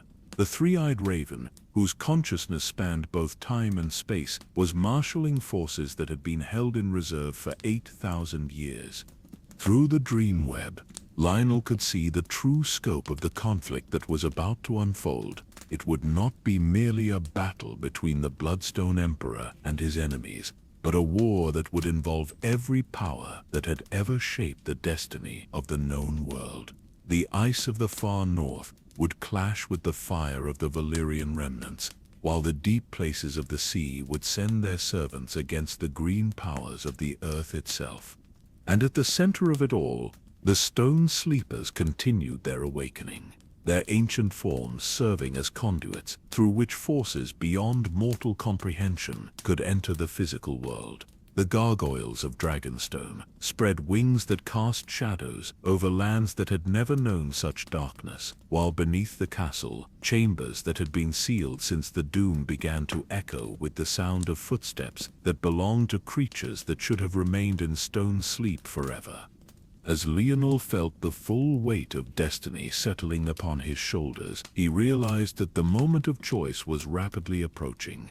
The Amethyst Empress had preserved certain powers within the dream web, but using them would require him to fully embrace his heritage as the heir to both shadow and light. The question was whether he possessed the strength to wield forces that had destroyed the greatest empire the world had ever known, and whether he could do so without becoming the very evil he sought to defeat. The stone sleepers were fully awake now, their ancient forms moving with purposes that mortal minds could barely comprehend. The final phase of the Bloodstone Emperor's design was beginning, and soon the world would learn whether 8,000 years of careful planning could be undone by the courage of those who still remembered what it meant to choose light over darkness. The awakening of the stone sleepers sent ripples through dimensions that mortal minds were never meant to perceive, and as their ancient forms stirred to life across the scattered strongholds of Valyrian blood, a far more sinister transformation began to unfold in places where shadows fell differently than they should. From his position within the dream web, Lyrional Rivers felt these disturbances like discordant notes in a symphony that had been playing since the dawn of time, each awakening guardian creating new harmonics that resonated across the boundary between the physical world and realms that existed in the spaces between heartbeats. But it was not until the shadows themselves began to move independently of any light source that he understood the true scope of what was unfolding. The Bloodstone Emperor's influence was not limited to the network of sleeping minds or the constructs that the Deep Ones had been nurturing in the ocean depths. There was a third component to his grand design, one that had been hidden so thoroughly that even the Amethyst Empress had not fully comprehended its nature during their ancient war. The Shadowlands of Ashai were not merely a geographical region where strange magics flourished and dark arts were practiced. They were a bridgehead, a place where the Bloodstone Emperor had established a permanent foothold in the physical world 8,000 years ago. Every shadow that fell within those mysterious borders was connected to his consciousness. Every dark corner and unlit passage served as a window through which he could observe and influence events across the known world. But the revelation that struck Lalerne with the force of a physical blow was the understanding that Ashai was not unique in this regard. Every castle, every city, every settlement that had been built in the millennia since the long night carried within it shadows that were connected to the greater network. The Shadowlands had been spreading, one darkness at a time, until their influence touched every corner of civilization. In Winterfell, where the ancient crypts stretched deeper than any living man knew, the shadows cast by flickering torches began to move with purposes that had nothing to do with the flames that supposedly created them. The Stone Kings of Winter, who had sat in eternal vigil for thousands of years, found their carved features touched by darkness that seemed to seep from the very walls around them. But these were not the benevolent shadows of the old gods, but something far more malevolent that sought to corrupt the sacred space beneath the castle. Similar manifestations were occurring throughout Westeros, though few were positioned to recognize them for what they truly were. In the Red Keep, where King Maega would one day build his throne from the swords of the conquered, shadows moved through passages that had not yet been constructed, preparing pathways for forces that would arrive when the conquest began. In Storm's End, where the ancient walls had weathered every tempest for thousands of years, darkness gathered in corners that should have been illuminated by the perpetual fires that burned in its great hearth. But it was in Harrenhal, greatest of all castles in Westeros, that the shadow corruption manifested most dramatically. King Harren the Black, who ruled from towers that scraped the very heavens, began to notice that his reflection seemed to lag behind his movements, as if the image in every mirror and polished surface was following slightly different commands. When he spoke to his advisors in the Great Hall, their shadows would sometimes nod before they did, or shake their heads when they were agreeing with his words. The corruption was subtle at first, small discrepancies that could be dismissed as tricks of the light or products of an overworked mind. But as the Stone Sleepers continued their awakening across the scattered Valyrian strongholds, the shadow network began to operate with increasing boldness. Servants throughout the great castles of Westeros found themselves performing tasks they could not remember agreeing to do, following orders that seemed to come from their own shadows rather than their acknowledged masters. From his position within the Dreamweb, Lionel could see the threads of influence spreading like a plague across the civilized world. The Bloodstone Emperor was not simply planning to return to physical form. He was preparing to claim dominion over every person whose shadow fell within his network, creating an army of unwilling servants who would carry out his will without ever realizing they had been compromised. But as he traced these dark connections back to their source, Lionel discovered something that filled him with both horror and hope. The shadow network was indeed vast and sophisticated, but it was not impregnable. The Amethyst Empress had been working within its very structure for 8 millennia, carefully placing her own influences wherever her brother's power touched the world. Every shadow that served the Bloodstone Emperor's will also carried within it the potential for rebellion, seeds of light that could bloom into resistance if properly nurtured. The key lay in understanding the true nature of shadow itself. Darkness was not the absence of light, but a substance in its own right, one that could be shaped and directed by those who possessed the proper knowledge and bloodline. The royal families of Westeros had always known this on some instinctive level, which was why their castles were built with such attention to the play of light and shadow, why their banners bore symbols that cast specific shapes when the sun was at particular angles. In the north, the direwolf sigil of House Stark was more than heraldic decoration. When cast as a shadow under the right conditions, it formed runes in the old tongue that served as wards against corruption from the deep places. The lion of House Lannister, the rose of House Tyrell, the stag of House Baratheon, all of them carried protective properties that their bearers had forgotten, but which still functioned on levels below conscious awareness. But the most powerful of these shadow words was also the most corrupted. The three-headed dragon of House Targaryen, when cast as a shadow under the right conditions, formed a binding sigil that could either protect against the Bloodstone Emperor's influence or serve as a conduit for his power. The choice depended entirely on the will and knowledge of the one who cast the shadow, and Aegon Targaryen, preparing his invasion fleet on Dragonstone, was completely unaware of the cosmic significance of the banner under which he planned to conquer. As Lionel delved deeper into the shadow network, he began to understand why the Faceless Men had been so desperate to prevent the prophecies from being fulfilled. They served death in its natural form, the inevitable end that came to all living things in its proper time. But the Bloodstone Emperor represented something far more sinister, a perversion of the natural order that sought to trap consciousness in eternal servitude rather than allowing it to pass on to whatever lay beyond the veil of mortality.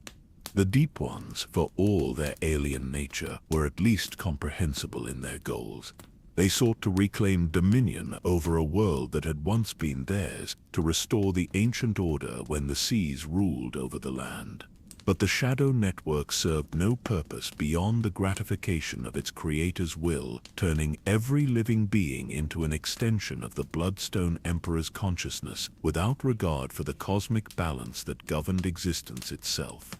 Yet even as the scope of this corruption became clear, Lionel also began to perceive the countermeasures that the Amethyst Empress had spent 8,000 years preparing. Hidden within the Dreamweb were command structures that could reverse the flow of the Shadow Network, turning the Bloodstone Emperor's own power against him. But activating these countermeasures would require more than knowledge or will. It would require sacrifice on a scale that could reshape the very nature of existence. The ritual that had originally created the Shadow Network during the fall of the great Empire of the Dawn had required the willing sacrifice of the Amethyst Empress herself, her consciousness becoming the seed around which her brother's power could crystallize. To break that network would require a similar sacrifice, but this time the offering would need to come from someone who carried both bloodlines, someone who could serve as a bridge between the opposing forces. As this realization settled into his mind with the weight of inevitable destiny, Lionel felt the presence of his ancient ancestor touching his consciousness with approval and sorrow. The Amethyst Empress had always known that this moment would come, that eventually someone would need to stand where she had stood and make the choice that she had made. But where her sacrifice had enabled her brother's corruption, his would serve to cleanse it. The question was whether he possessed the strength to make such a choice, and whether the world that emerged from the breaking of the Shadow Network would be one worth preserving. The forces that the Bloodstone Emperor had held in check through his dominion were not all malevolent, but they were all powerful beyond mortal comprehension. Without the unifying influence of the Shadow Network, the various cosmic forces that shaped reality might tear the world apart in their struggle for dominance. But even as these doubts plagued his mind, events in the physical world were accelerating beyond the point where contemplation remained possible. The Stone Sleepers had completed their awakening, and now they were beginning to move with purposes that would reshape the political landscape of Westeros forever. On Dragonstone, the corrupted dragons that had served as the castle's guardians were spreading their wings for the first time in centuries, their shadows falling across the island like the promise of a darkness that would soon engulf the world. Aegon Targaryen, watching from his solar as creatures he had never imagined rose from the very stones of his ancestral seat, felt the weight of destiny settling upon his shoulders like a crown forged from shadow and flame. He had always known that his family carried the blood of the Dragon Lords, but until this moment he had never understood what that truly meant. The conquest he had planned as a political necessity was about to become something far more cosmic in scope. In the deep places beneath Driftmark, where Walgrave still fought desperately against the constructs of the Deep Ones, while Lionel's body remained locked in trance, the barriers between the physical world and the realm of dreams continued to thin. Soon the battle that was being fought within the network of sleeping minds would spill over into reality itself, and when that happened, every person in Westeros would be forced to choose which side they would serve in the war that would determine the fate of existence itself. The Shadow Network pulsed with increasing strength as the Bloodstone Emperor prepared for his final gambit. 8,000 years of careful planning were about to reach their culmination, and the world would soon learn whether the forces of light and shadow could coexist, or whether one would inevitably consume the other in the pursuit of absolute dominion. Through the silver threads of the Dreamweb, Lionel could feel the approaching convergence, like a storm front moving across the landscape of consciousness itself. The time for choosing was almost upon him, and the decision he made would echo through eternity, shaping not just the fate of Westeros, but the very nature of reality itself. The Crown of Shadows was preparing to manifest in the physical world, and when it did, the true war for the soul of existence would finally begin. In the deepest heart of the neck, where the waters ran still as black mirrors, and the very air shimmered with magics older than human memory, the children of the forest had been waiting through 8,000 years of patient vigil for the moment when the ancient prophecies would finally converge. Their hidden fastness lay concealed beneath canopies of leaves that had never fallen and roots that drank from streams that flowed through time itself. A sanctuary that existed simultaneously in the physical world and in realms where different laws governed the relationship between thought and reality. As the Shadow Network pulsed with the Bloodstone Emperor's awakening power, and the Stone Sleepers stirred to life across the scattered strongholds of Valyria, the children felt the disturbance ripple through the deeper currents that connected all living things. They had been the guardians of these secret ways since before the first men learned to work bronze, and they alone among the peoples of the known world truly understood the magnitude of what was unfolding. From his position within the Dreamweb, Lionel Rivers felt their ancient presence touch his consciousness like the whisper of wind through leaves that had witnessed the rise and fall of empires. But this was not the diminished remnant that human legends described. The last survivors of a dying race clinging to existence in hidden groves. This was the full power of a people who had chosen to withdraw from the world not out of weakness, but because they alone had foreseen the cosmic catastrophe that the Bloodstone Emperor's return would bring. The eldest among them, whose name in the old tongue, translated roughly as he who remembers the first dawn, reached out through the network of weirwood roots that connected every sacred grove from the wall to the summer sea. His consciousness was vast and patient, shaped by millennia of communion with forces that operated on timescales beyond mortal comprehension. When he spoke, his words carried harmonics that resonated through the very bones of the earth. Young Prince of Shadows, his voice echoed through the dream web, like the sound of wind through ancient trees. The time of choosing has come sooner than even we anticipated. The corruption spreads faster than the patterns we observed 8,000 years ago, and the barriers between the realms grow thin with each passing moment. Through silver threads that connected him to the weirwood network, Lionel found himself drawn into a vision that encompassed the true scope of the approaching crisis. He saw the known world as the children perceived it, not as a collection of separate kingdoms and peoples, but as a single living organism whose health depended on the balance between forces that most humans never recognized. The ice of the far north was not merely frozen water, but the crystallized dreams of winter itself, a living force that served to preserve the memories of ages past in forms that could survive the passage of millennia. The fire that burned in dragon hearts was not simply combustion, but the essence of change and transformation, the power that allowed new things to emerge from the ashes of the old. Between them, shadow served as the realm of possibility, the space where potential could gather before manifesting in either ice or flame. But the Bloodstone Emperor's corruption had perverted this natural balance, turning shadow from a neutral force into an active agent of domination. Instead of serving as the bridge between ice and fire, it had become a parasite that fed on both, growing stronger while weakening the very foundations of existence itself. The compact that your ancestor made during the War of the Five Emperors was not merely a political alliance, the ancient child continued, his words carrying memories that stretched back to the dawn of time. It was a sacred obligation to maintain the balance that keeps the world from tearing itself apart. When the Amethyst Empress chose to sacrifice herself to contain her brother's power, she bound her bloodline to serve as guardians of that balance for as long as the threat remained. The vision shifted, showing Lionel scenes from the original war that had torn the great empire of the Dawn apart. He saw armies of stone and shadow clashing with forces of ice and flame beneath skies that burned with colors that had no names in any human tongue. The scale of the conflict dwarfed anything that had occurred in the history of Westeros, with entire continents serving as battlefields for powers that could reshape the very laws that governed reality. But most disturbing of all was the revelation of what had actually ended that ancient war. It had not been military victory or political compromise, but a recognition that the forces being unleashed threatened to destroy not just civilization, but the underlying structure of existence itself. The Amethyst Empress had made her ultimate sacrifice not to defeat her brother, but to contain him, accepting eternal imprisonment within the shadow network rather than allowing the cosmic balance to collapse entirely.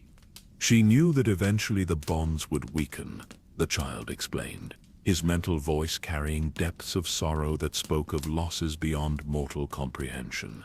The network that holds the Bloodstone Emperor's power in check requires constant maintenance, and that maintenance can only be performed by those who carry both bloodlines. Every generation the burden grows heavier, and the temptation to simply release the bonds and allow the inevitable to unfold becomes stronger. Through the Weirwood network, Lionel could sense other presences stirring to awareness. These were not the children of the forest, but their allies in the struggle to maintain the cosmic balance. In the depths of the narrow sea, creatures that had never known sunlight moved through trenches that descended beyond the reach of any mortal explorer, their songs carrying warnings about the activities of the Deep Ones to listeners who dwelt in the spaces between the waves. High above the clouds that shrouded the peaks of the mountains of the moon, beings of living wind and lightning gathered in councils that had not convened since the long night itself. They brought word of disturbances in the upper reaches of the sky, where the aurora danced with patterns that spoke of dimensional barriers beginning to fail. Even in the burning wastes beyond the Shadowlands, where no mortal creature could survive the fires that burned without fuel or the radiations that poisoned the very air, ancient guardians were stirring from contemplations that had lasted millennia. They served as the final watchers, the last line of defense against forces that sought to break through from realms where different laws governed the relationship between matter and energy. All of them remember the price of the last war. The eldest child continued, his consciousness touching each of these distant allies in turn. They have been preparing for 8,000 years for the moment when the Bloodstone Emperor would attempt his return, gathering strength and making ready to pay whatever price might be necessary to prevent the cosmic balance from collapsing. But as the scope of this hidden alliance became clear, Lionel also began to understand the terrible weight of the choice that lay before him. The forces arrayed against the Bloodstone Emperor were vast and powerful, but they were also bound by ancient compacts that limited their ability to act directly in the physical world. They could provide knowledge and support, but the final decision would have to be made by someone who could operate freely in both the realm of shadow and the world of mortal concerns. The vision shifted again, showing him the consequences of the different paths that lay before him. If he chose to embrace his heritage as the Bloodstone Emperor's heir, accepting the power and knowledge that came with that birthright, he could indeed bring order to the chaos that was erupting across the known world. The Stone Sleepers would serve him, the Deep Ones would acknowledge his authority, and the Shadow Network would become a tool for creating the kind of unified civilization that had never existed since the fall of the great Empire of the Dawn. But the price of such unity would be the complete subjugation of human will to his own consciousness. Every person whose shadow fell within his network would become an extension of his mind, their individual thoughts and dreams subordinated to his grand vision. It would be a peace built on the foundation of spiritual slavery, a harmony achieved through the elimination of everything that made humanity worth preserving. The alternative was equally terrible to contemplate. If he chose to follow the path of the Amethyst Empress, breaking the Shadow Network and freeing humanity from the Bloodstone Emperor's influence, the resulting chaos would tear civilization apart. The forces that had been held in check for 8 millennia would be unleashed simultaneously, and the resulting conflicts would make the War of the Five Emperors look like a minor border skirmish. "There is a third path," the ancient child said, his mental voice carrying harmonics that spoke of possibilities that existed beyond the simple binary of victory and defeat. "But it requires a sacrifice greater than either of your ancestors was willing to make. It requires the willing surrender not just of life, but of the very concept of individual existence." The vision that accompanied these words showed Lionel something that his mind could barely process. He saw himself standing at the nexus of all the forces that shaped reality, not as their master or their victim, but as their living embodiment. His consciousness would become the bridge between ice and fire, shadow and light, dream and waking, permanently maintaining the balance that kept existence stable while surrendering all claim to personal identity or will. It would be immortality of a sort, but an immortality stripped of everything that made life worth living. He would become a force of nature rather than a person, as impersonal as gravity or electromagnetism, serving the cosmic balance for as long as stars burned in the heavens, but never again knowing the simple pleasures of human connection or the satisfaction of personal achievement. "The choice must be made soon," the child warned, his presence beginning to withdraw, as the urgency of events in the physical world demanded immediate attention. "The Stone Sleepers have completed their awakening, and the Deep Ones are rising from the deepest trenches. Soon the barriers between the realms will be too thin to maintain, and the forces that seek to tear the world apart will be free to pursue their conflicting goals without restraint." As the vision faded and Lionel found himself once again alone within the dream web, he could feel the weight of 8,000 years of history settling upon his shoulders like a mantle woven from the hopes and fears of countless generations. Every choice that had been made since the fall of the great Empire of the Dawn had led to this moment, and the decision he made in the next few hours would determine whether humanity had a future at all. Through the silver threads that connected him to dreamers across the known world, he could sense the growing instability in the fabric of reality itself. In Winterfell, the ancient ice beneath the castle was beginning to sing with harmonics that had not been heard since the long night. At Storm's End, the perpetual winds that surrounded the castle were picking up patterns that spoke of tempests gathering in dimensions beyond mortal perception. But it was on Dragonstone that the convergence was proceeding most rapidly. The stone dragons that had served as the castle's guardians were now fully awake, their forms beginning to shift and change as they prepared to carry out purposes that had been programmed into them during the doom of Valyria. Aegon Targaryen, watching from his solar as his ancestral seat transformed around him, was beginning to understand that the conquest he had planned was merely the first phase of something far grander and more terrible than any mortal ambition. The time for contemplation was ending, and the moment of choice was at hand.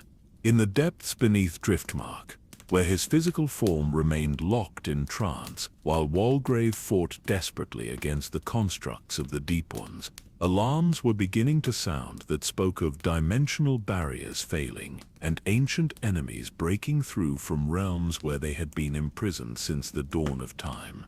The final phase of the Bloodstone Emperor's plan was about to begin, and with it would come the ultimate test of whether the bonds that held reality together were strong enough to survive the forces that sought to remake existence in their own image. The moment of convergence arrived not with the clash of armies or the roar of dragons, but with a silence so profound that it seemed to drain sound itself from the world. Across the length and breadth of Westeros, from the wall to the summer sea, every bird ceased its singing, every wind fell still, and even the eternal rhythm of waves against shore paused as if the very ocean held its breath. In that crystalline moment of perfect quiet, the barriers between the realms dissolved like morning mist, and forces that had been held in check for 8 millennia finally broke free to pursue their ancient conflicts.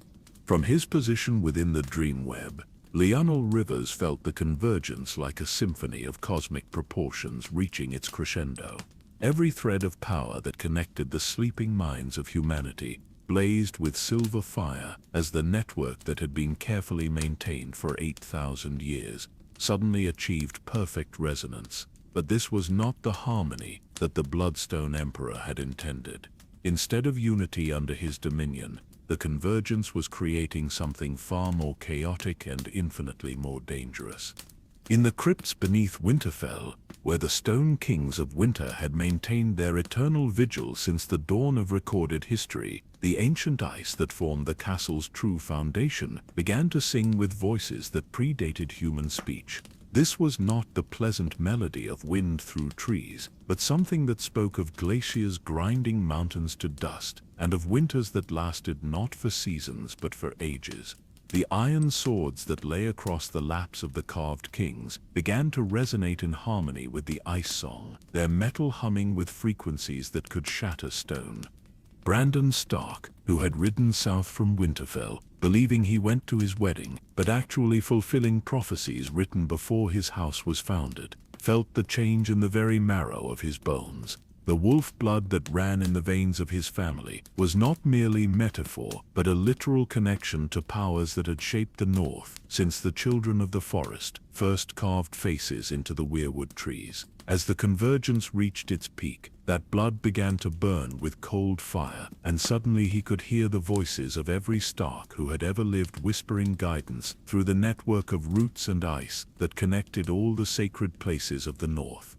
But it was not just the Starks who felt the awakening of their ancient heritage. In King's Landing, where Aerys Targaryen would one day lose his mind to visions of fire and conspiracy, the dragon blood that had seemed diluted by generations of careful breeding suddenly blazed with power that had not been manifested since the doom of Valyria itself. But this was not the controlled flame of dragon riders, but something wilder and more primal, the fire that had burned at the heart of the 14 flames before they became the smoking sea. Robert Baratheon, preparing to claim his lordship at Storm's End, found himself lifted from his feet by winds that obeyed no natural law, carrying him to the top of his castle's highest tower, where he could see the full scope of what was unfolding across the 7 kingdoms. The blood of the Storm Kings that flowed in his veins connected him to powers that ruled over tempest and lightning, and through that connection he could perceive the cosmic battle that was being fought in dimensions beyond mortal sight. From every compass point, ancient forces were converging on the heart of Westeros. drawn by the resonance of the dream web and the awakening of bloodlines that had carried their essence across countless generations. The ice of the far north moved like a living thing, glaciers that had been stable for millennia suddenly flowing southward with the speed of avalanches. From the east, fires that burned without fuel or oxygen danced across the narrow sea, their light visible to those who possessed the sight to see beyond the merely physical. But perhaps most disturbing of all was what emerged from the deep places of the earth itself. Beneath every major stronghold in Westeros, chambers that had been sealed since the Age of Heroes began to crack open, releasing things that had been imprisoned so long that their very existence had become legend.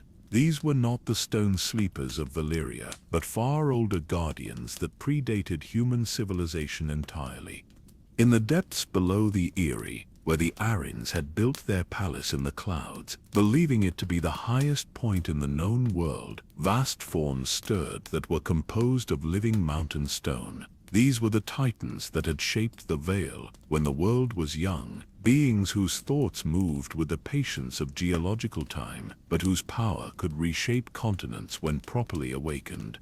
Beneath the rock of Casterly, where the Lannisters had delved their golden mines deeper than any other house dared to dig, something that had been sleeping in veins of precious metal began to stir with movements that sent tremors through the very foundations of the Westerlands.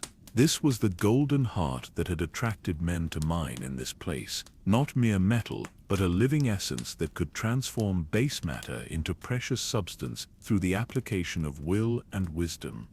From his ethereal vantage point within the dream web, Lionel could see the pattern that connected all these awakenings.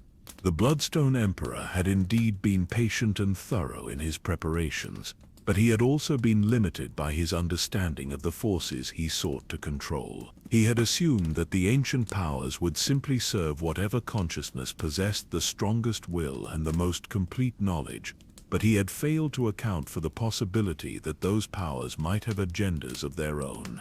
The ice did not merely seek to preserve the past, but to judge whether the present was worthy of survival.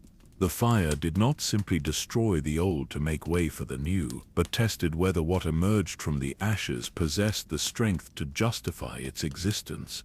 The earth itself was awakening to evaluate whether the civilizations that had been built upon its surface were worthy of the resources they consumed.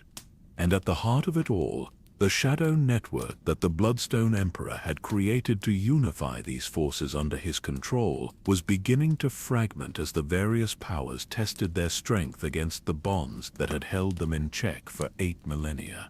Instead of harmony under his dominion, the convergence was creating a cosmic trial in which every aspect of existence would be weighed and measured.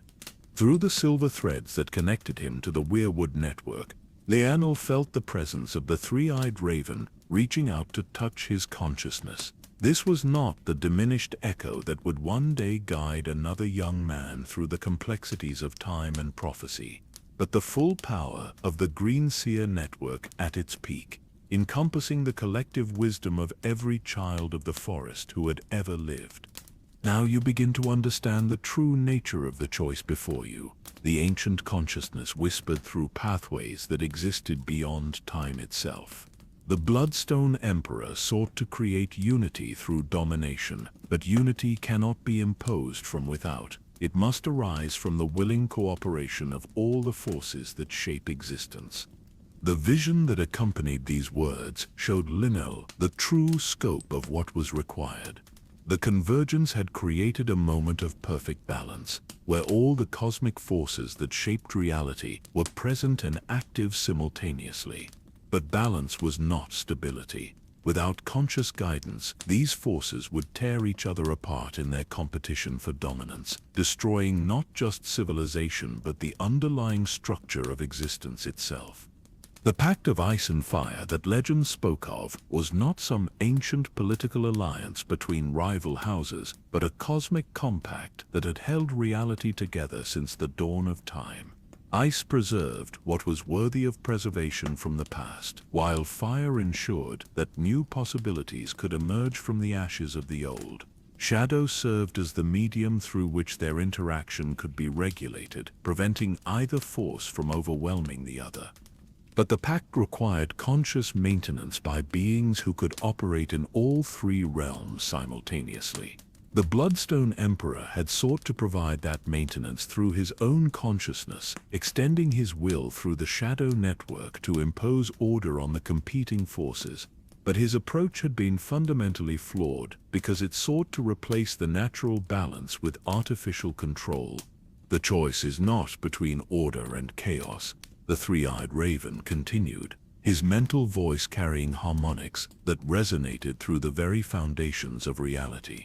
It is between imposed unity and organic harmony.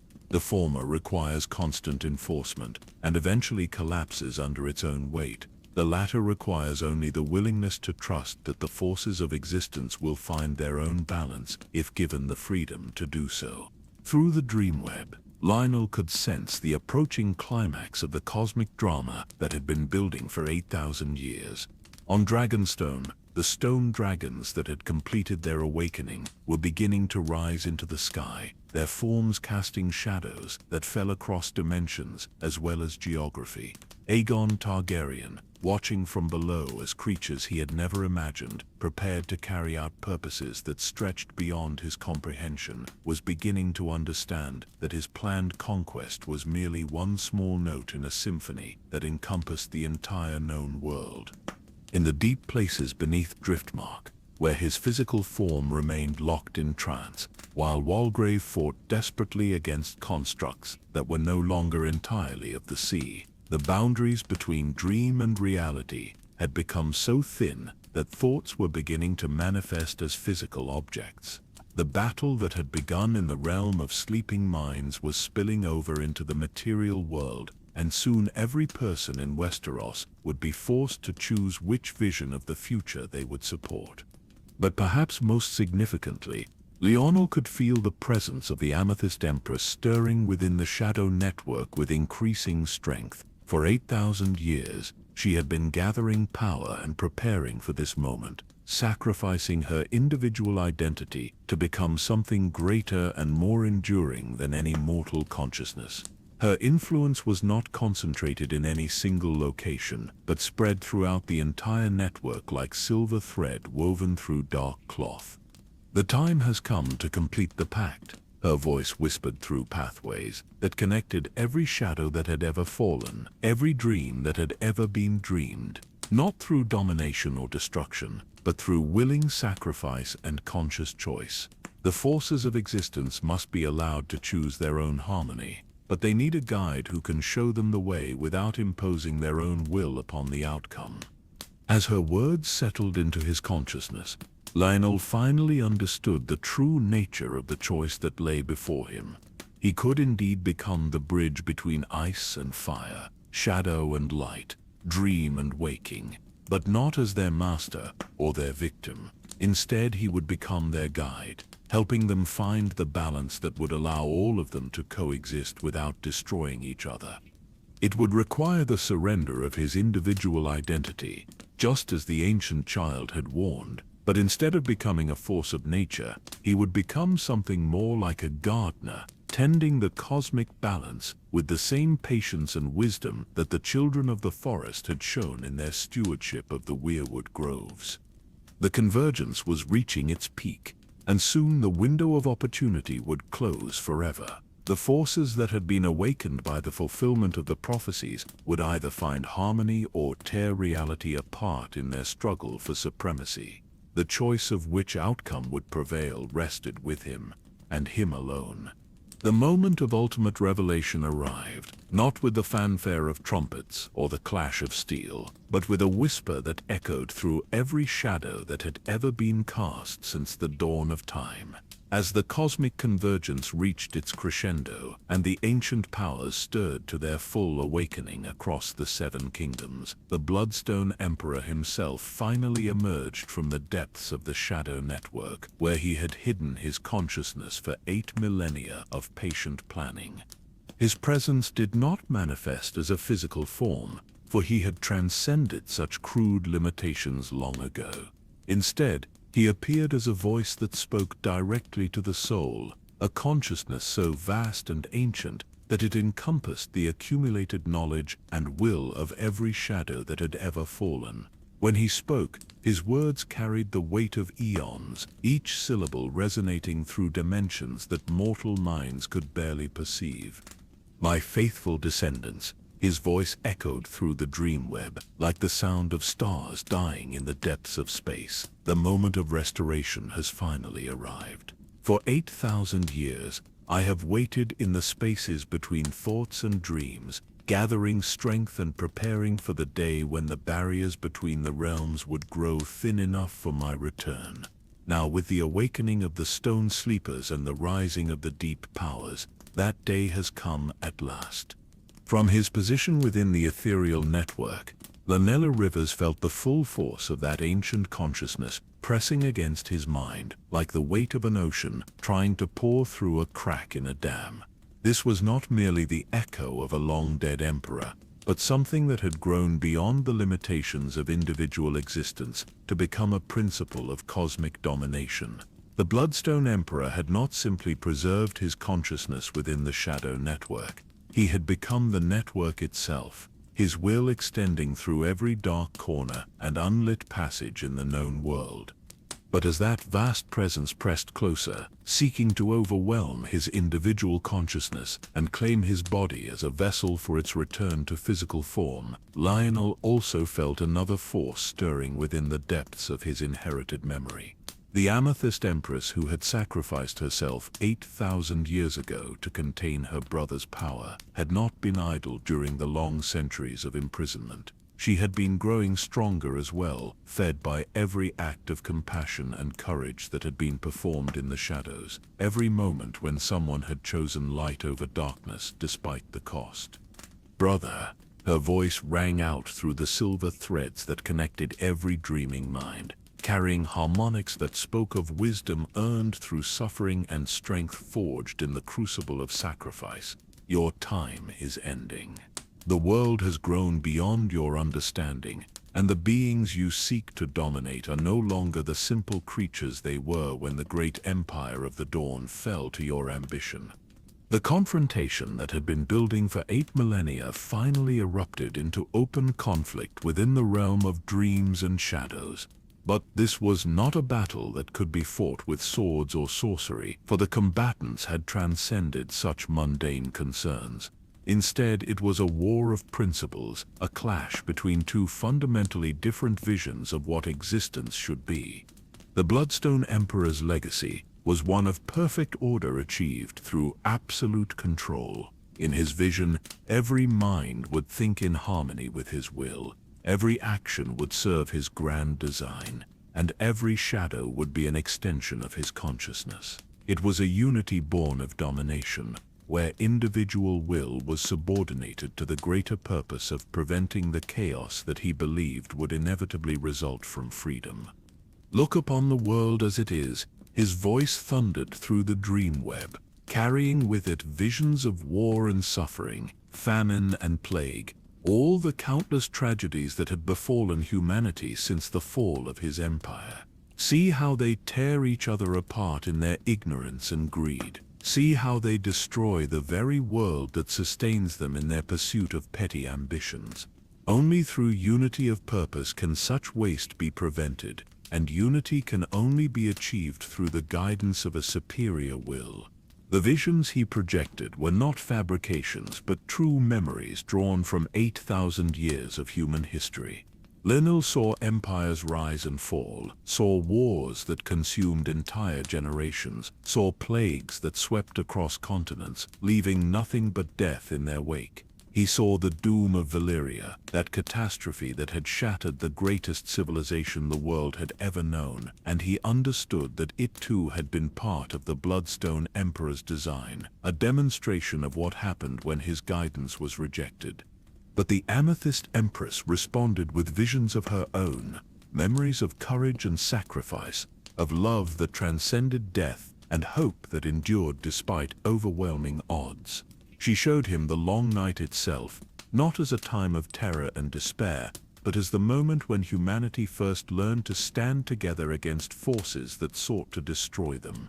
She showed him the pact that had ended that darkness, not through conquest or domination, but through the willing cooperation of peoples who chose to set aside their differences for the greater good. Freedom is not chaos. Her voice carried the warmth of sunlight after the longest winter, the promise of spring returning to a world that had forgotten the meaning of hope. It is the opportunity for growth, for change, for the emergence of possibilities that no single mind, however vast, could ever envision. The suffering you show is real, but it is the price of learning, the cost of growing beyond the limitations of childhood into the full potential of what consciousness can become. As these two cosmic forces clashed within the dream web, their conflict began to manifest in the physical world with increasing intensity. On Dragonstone, where Aegon Targaryen watched in awe and terror as the stone dragons that had guarded his ancestral seat rose into the sky with wings that cast shadows across dimensions, the very foundations of the castle began to crack as forces beyond mortal comprehension pressed against the barriers that held reality together. The dragons themselves were changing as they flew, their forms shifting between stone and flesh, between the noble creatures of legend and something far more alien and terrible. These were not the dragons that would one day conquer the Seven Kingdoms, but the original dragon lords of old Valyria, preserved in stone since the Doom and now awakening to serve purposes that had been programmed into them before their transformation. But their awakening was not proceeding as the Bloodstone Emperor had planned. The corruption that should have bound them to his will was being challenged by influences that he had not anticipated. Through the dream web, the Amethyst Empress was reaching out to touch the ancient consciousness preserved within each stone form, reminding them of what they had been before their transformation, of the oaths they had sworn, and the principles they had served. Some of the stone dragons responded to her call, their forms beginning to shift towards something closer to their original nature, but others remained bound to the Bloodstone Emperor's design, their consciousness too thoroughly corrupted to remember anything beyond the imperative to serve his will. The result was chaos in the skies above Dragonstone, as creatures that had once been allies now turned upon each other in aerial combat that sent shockwaves through the ethereal realm. Similar conflicts were erupting across the length and breadth of Westeros as the ancient powers that had been awakened by the convergence found themselves torn between competing loyalties. In the depths beneath Winterfell, the ice that formed the castle's true foundation was singing with voices that spoke of preservation and endurance, but also of judgment and the willingness to destroy what was no longer worthy of protection. The iron swords that lay across the laps of the Stone Kings began to glow with cold fire as the spirits of the ancient Stark stirred within their carved forms. These were not mere statues, but the preserved consciousness of every king in the north who had ever ruled, each one bound by oaths that transcended death to guard against threats that came from beyond the wall. But their awakening was bringing with it memories of older oaths, deeper purposes that had been forgotten in the long peace that had followed the end of the long night. Brandon Stark, riding south toward what he believed was his wedding, but what was actually his appointment with destiny, felt the weight of those ancient memories pressing against his mind. The wolf blood that ran in his veins was not merely a metaphor for wildness and unpredictability, but a literal connection to powers that predated human civilization. As the convergence reached its peak, that connection was becoming strong enough to carry the voices of his ancestors across the centuries. "The time of choosing has come again," whispered the voice of Brandon the Builder, the legendary founder of his house, who had raised both Winterfell and the Wall in the aftermath of the Long Night. The same forces that sought to destroy the world 8,000 years ago are stirring once more, but this time the choice will not be made by kings and emperors. It will be made by those who remember what it means to serve something greater than themselves. In the depths of the narrow sea, where the deep ones had risen from trenches that descended beyond mortal comprehension, Similar conflicts were tearing apart alliances that had endured since the dawn of time. The creatures that served the Bloodstone Emperor's design were finding their ancient unity challenged by influences that spoke of purposes older and more fundamental than any single consciousness could encompass. The sea itself was beginning to rebel against the corruption that had been spread through its depths, waves rising to heights that defied natural law as the ocean attempted to purge itself of influences that violated the cosmic balance. Islands that had stood for millennia were being swallowed by waters that moved with intelligence and purpose, while new lands rose from the depths as forces that had been imprisoned beneath the sea floor finally broke free. Through it all, the shadow network that had served as the foundation of the Bloodstone Emperor's power was beginning to fracture under the strain of containing forces that had grown beyond its original parameters.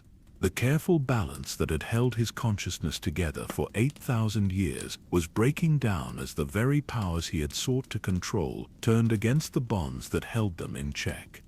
From his position at the nexus of all these conflicting forces, Lionel could feel the network beginning to tear itself apart. The silver threads that connected every dreaming mind were blazing with energies that threatened to burn away the consciousness of anyone who tried to traverse them, while the pathways between the realms grew so unstable that thoughts and dreams were beginning to leak into physical reality with chaotic results. But even as the situation grew increasingly desperate, he also began to perceive the opportunity that the crisis presented. The Bloodstone Emperor's power was vast, but it was also rigid, dependent on the careful structures that he had built over the course of millennia. If those structures could be disrupted at the right moment, if the network could be redirected rather than simply destroyed, then perhaps the energy that had been gathered for domination could be transformed into something that served harmony instead. The key lay in understanding the true nature of the bloodline that he carried. He was not simply the heir to either the Bloodstone Emperor or the Amethyst Empress, but the convergence point where their opposing forces could finally be reconciled. His consciousness could serve as the bridge between order and freedom, control and chaos, unity and diversity. But achieving such a reconciliation would require him to make a choice that went beyond simple sacrifice or surrender. He would need to become something entirely new, a form of consciousness that had never existed before, one that could embody the best aspects of both his ancestors while transcending the limitations that had led to their ancient conflict. The time for choosing is at hand. The voice of the Amethyst Empress whispered through the silver threads of the dream web, carrying with it the accumulated wisdom of 8,000 years of patient preparation. But the choice is not between your ancestors' visions, but between the past and the future, between what has been and what could be. The world has grown beyond our ancient understanding, and it requires a new form of consciousness to guide it into the age that is coming. As her words settled into his mind, Lionel felt the presence of the Bloodstone Emperor pressing closer, seeking to overwhelm his individual will before he could make the choice that would determine the fate of existence itself. The final confrontation was about to begin, and its outcome would echo through eternity, shaping not just the destiny of Westeros, but the very nature of reality itself. The legacy of 8,000 years of planning was about to be tested against the power of conscious choice freely made, and the result would determine whether the future would be shaped by the wisdom of the past or by the potential of what consciousness could become when freed from the limitations of individual ambition. The fracturing of the shadow network sent ripples through the very fabric of reality, and as those ripples reached the ancient foundations of old Valyria, secrets that had been buried beneath molten stone and ash for over a century began to stir with ominous purpose. The doom that had shattered the greatest civilization the world had ever known had not been the random catastrophe that scholars believed, but the final phase of the Bloodstone Emperor's original design, a carefully orchestrated destruction that had served to release rather than contain the forces that the Dragon Lords had been manipulating for centuries. From his position within the disintegrating dream web, Lionel Rivers felt the awakening of these buried secrets like a hammer blow against his consciousness. The stone sleepers that had been stirring beneath Dragonstone and the other Valyrian strongholds were not merely ancient guardians preserved from the time before the Doom. They were fragments of a much larger construct, components in a vast machine that had been designed to channel the power of the 14 flames themselves into a network that spanned continents. The revelation struck him with such force that his awareness was temporarily pulled away from the cosmic battle raging between his ancestors and drawn into visions of old Valyria in its final days. He saw the great city as it had truly been, not the paradise of dragons and magic that legends described, but something far more sinister and magnificent. The towers that had scraped the sky were not merely architectural marvels, but antennae designed to capture and direct energies that flowed through dimensions beyond mortal perception. Every dragon that had ever been born in the volcanic peninsula had been more than a creature of flesh and flame. They were living conduits, their blood serving as a medium through which the Dragon Lords could access powers that predated the formation of the world itself. The famous Valyrian steel that had been forged in the fires of the 14 flames was not simply superior metal, but crystallized dragon blood that retained the ability to channel those same cosmic forces. But most disturbing of all was the realization that the Doom itself had been intended not as destruction, but as transformation. The cataclysm that had turned the peninsula into the smoking sea had been designed to release the accumulated power of centuries into the ethereal realm, where it could be preserved and concentrated until the moment came for its use in the Bloodstone Emperor's return. Now you begin to understand the true scope of my design. The ancient Emperor's voice echoed through the collapsing pathways of the Dreamweb, carrying with it the satisfaction of a chess master, revealing the final moves of a game that had been planned from the very beginning. The Dragon Lords believed they were the masters of Valyria, but they were merely tools, their bloodlines carefully cultivated to serve as vessels for powers that they could never have comprehended. The visions shifted, showing Lionel scenes from the secret history that no mortal scholar had ever discovered. He saw the first contact between the Valyrian shepherds and the dragons that dwelt in the volcanic caves, but now he understood that this encounter had not been accidental. The dragons themselves had been placed there by agents of the Bloodstone Emperor, creatures from the deep places of the world that had been transformed by his will into forms that could serve as intermediaries between human consciousness and cosmic force. The 40 families that had ruled the Freehold had not achieved their dominance through conquest or political maneuvering, but through selective breeding programs that had been supervised by powers beyond their understanding. Each bloodline had been designed to channel specific aspects of the cosmic forces that the Emperor sought to control, their genetic heritage carefully manipulated across generations to produce individuals who could serve as living conduits for his will. The Targaryens, who would soon bring their dragons to Westeros in conquest, carried within their blood the heritage of flame itself, the power to command fire in all its forms. But they also carried something else, a hidden aspect of their bloodline that connected them directly to the Shadow Network. Through them, the Bloodstone Emperor had intended to establish his dominion over the Seven Kingdoms, using Aegon's conquest as the vehicle for extending his influence into realms that had previously been beyond his reach. The Valyrians, masters of sea and storm, carried blood that connected them to the Deep Ones and the powers that dwelt in the ocean depths. Their alliance with House Targaryen was not merely political convenience, but the fulfillment of ancient compacts that bound the forces of sea and sky into unified service.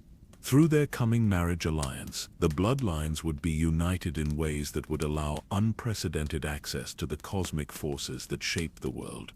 But it was the Celtigars who carried perhaps the most crucial element of the Emperor's design. Their bloodline bore the heritage of pearl and crystal, the power to create conduits through which consciousness could flow between different realms. The ancient artifacts that they treasured as family heirlooms were not merely decorative objects, but components in a vast communication network that allowed the emperor to maintain contact with his servants across the known world. As these revelations unfolded, Lionel also began to understand the true purpose of the Doom of Valyria and its connection to the approaching convergence. The destruction of the Freehold had served to release enormous amounts of concentrated magical energy into the ethereal realm, where it had been gathering for over a century like water behind a dam. Now, as the shadow network began to fracture under the strain of the cosmic conflict, that accumulated power was beginning to flow back into the physical world. The smoking sea, which travelers still avoided due to the unnatural vapors and strange currents that plagued its waters, was not simply the aftermath of a magical catastrophe. It was an active conduit, a place where the boundaries between dimensions remained permanently thin. Through it, the Bloodstone Emperor could channel the power that had been gathered from the destruction of Valyria into his attempt to achieve final dominion over the forces of existence. But as the energy began to flow through the damaged pathways of the dream web, it encountered resistance from sources that the Emperor had not anticipated. The Amethyst Empress, who had been preparing for this moment through 8,000 years of patient planning, had woven her own influences throughout the network of power that connected the scattered remnants of Valyrian civilization. "Brother," her voice rang out through the silver threads that bound the dreams of humanity together, carrying harmonics that spoke of wisdom earned through suffering and strength forged in the crucible of sacrifice. "Your grand design carries within it the seeds of its own destruction. The power you have gathered is indeed vast, but it is also unstable, held together only by the force of your will. And will, no matter how strong, cannot stand forever against the natural forces that seek balance and harmony." As if to demonstrate the truth of her words, explosions of ethereal energy began to erupt throughout the shadow network as accumulated power found outlets that had not been planned for in the Emperor's design. The stone sleepers beneath Dragonstone, instead of awakening in perfect unison to serve his will, were responding to conflicting impulses that tore at their consciousness. Some rose to fulfill their ancient programming, while others remained locked in sleep as they struggled against imperatives that violated the deeper purposes for which they had been created. On the island itself, Aegon Targaryen found himself at the center of a transformation that went far beyond anything he had imagined when he began planning his conquest of Westeros. The dragon blood that flowed in his veins was responding to forces that he could not understand, let alone control. His eyes, which had always held hints of the violet that marked his Valyrian heritage, were beginning to glow within a fire as the accumulated power of his bloodline sought expression through his mortal form. But this was not the controlled manifestation of Dragon Lord might that legends described. The power flowing through him was raw and chaotic, shaped by influences that predated his family's rise to prominence by millennia. Through his consciousness, the Bloodstone Emperor was attempting to establish a direct connection to the physical world, using the young Targaryen as an anchor point for his return to bodily existence. The process was tearing Aegon apart from within, his mortal form struggling to contain energies that had been designed to flow through the crystallized consciousness of stone sleepers rather than living flesh. His screams echoed across Dragonstone as his body began to change, scales erupting from his skin as the dragon heritage in his blood sought to transform him into something that could survive the forces being channeled through his consciousness. But even as the Emperor pressed forward with his attempt to claim Aegon as a vessel for his return, other forces were moving to contest his dominion over the young Dragon Lord.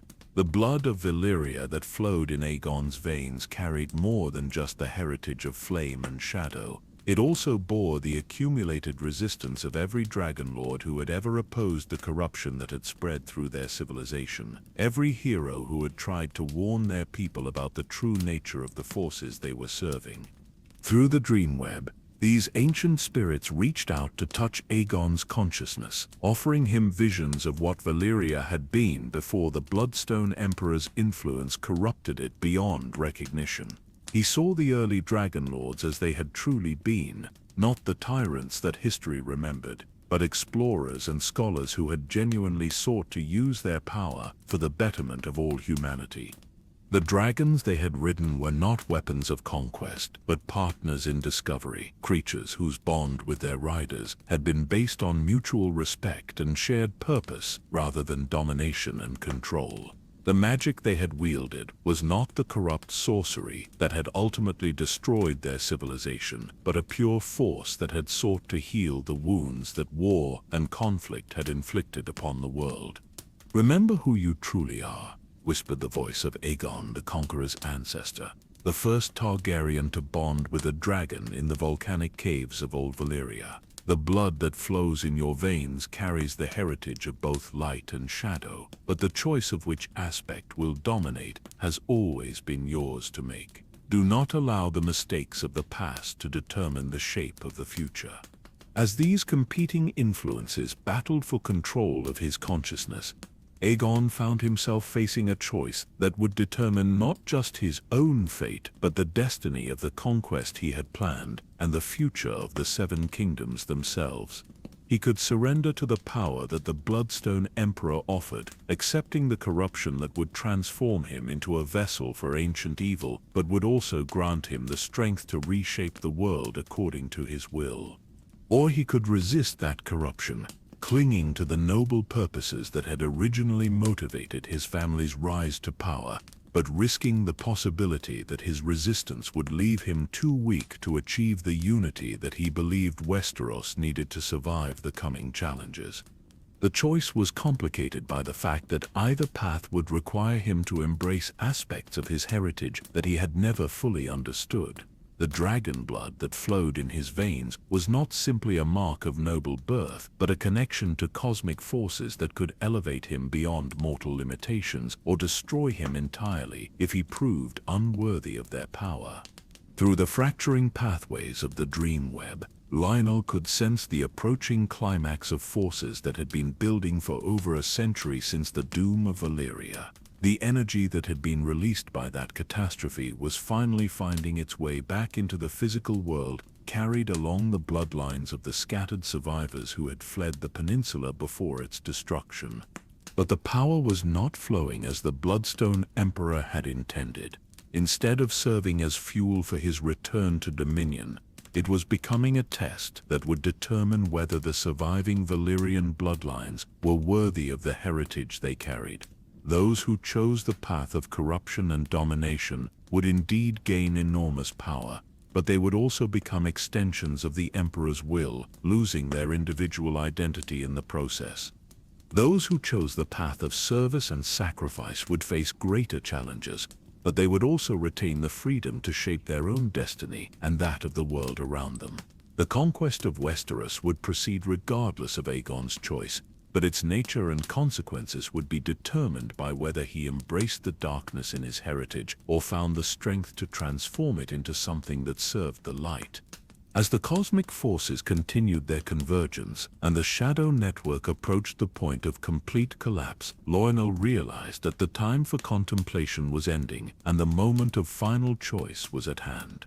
The Valyrian connection that bound him to the scattered remnants of that ancient civilization was about to be tested in ways that would determine whether the mistakes of the past could be redeemed or whether they would simply be repeated on an even grander scale. The legacy of 8,000 years of planning and over a century of accumulated power hung in the balance, and the decisions made in the next few moments would echo through eternity, shaping not just the future of Westeros, but the very nature of what consciousness could become when freed from the limitations of individual ambition and allowed to serve purposes greater than itself. In the deepest foundations of Winterfell, where stone had been laid upon stone for 8,000 years, and the bones of the earth themselves formed the castle's true walls, something that had slumbered since the end of the long night finally stirred to full wakefulness. The ancient ice that formed the bedrock beneath the castle was not merely frozen water, but the crystallized memory of winter itself, a living archive that contained the accumulated wisdom and purpose of every season of cold that had ever touched the world. As the cosmic convergence reached its peak and the shadow network began its final collapse, the ice sang with voices that predated human speech, harmonies that spoke of patience measured in geological time, and of duties that transcended the brief span of mortal existence. The iron swords that lay across the laps of the stone kings in the crypts began to resonate with those ancient songs, their metal humming with frequencies that could crack granite and shatter the bonds that held reality together.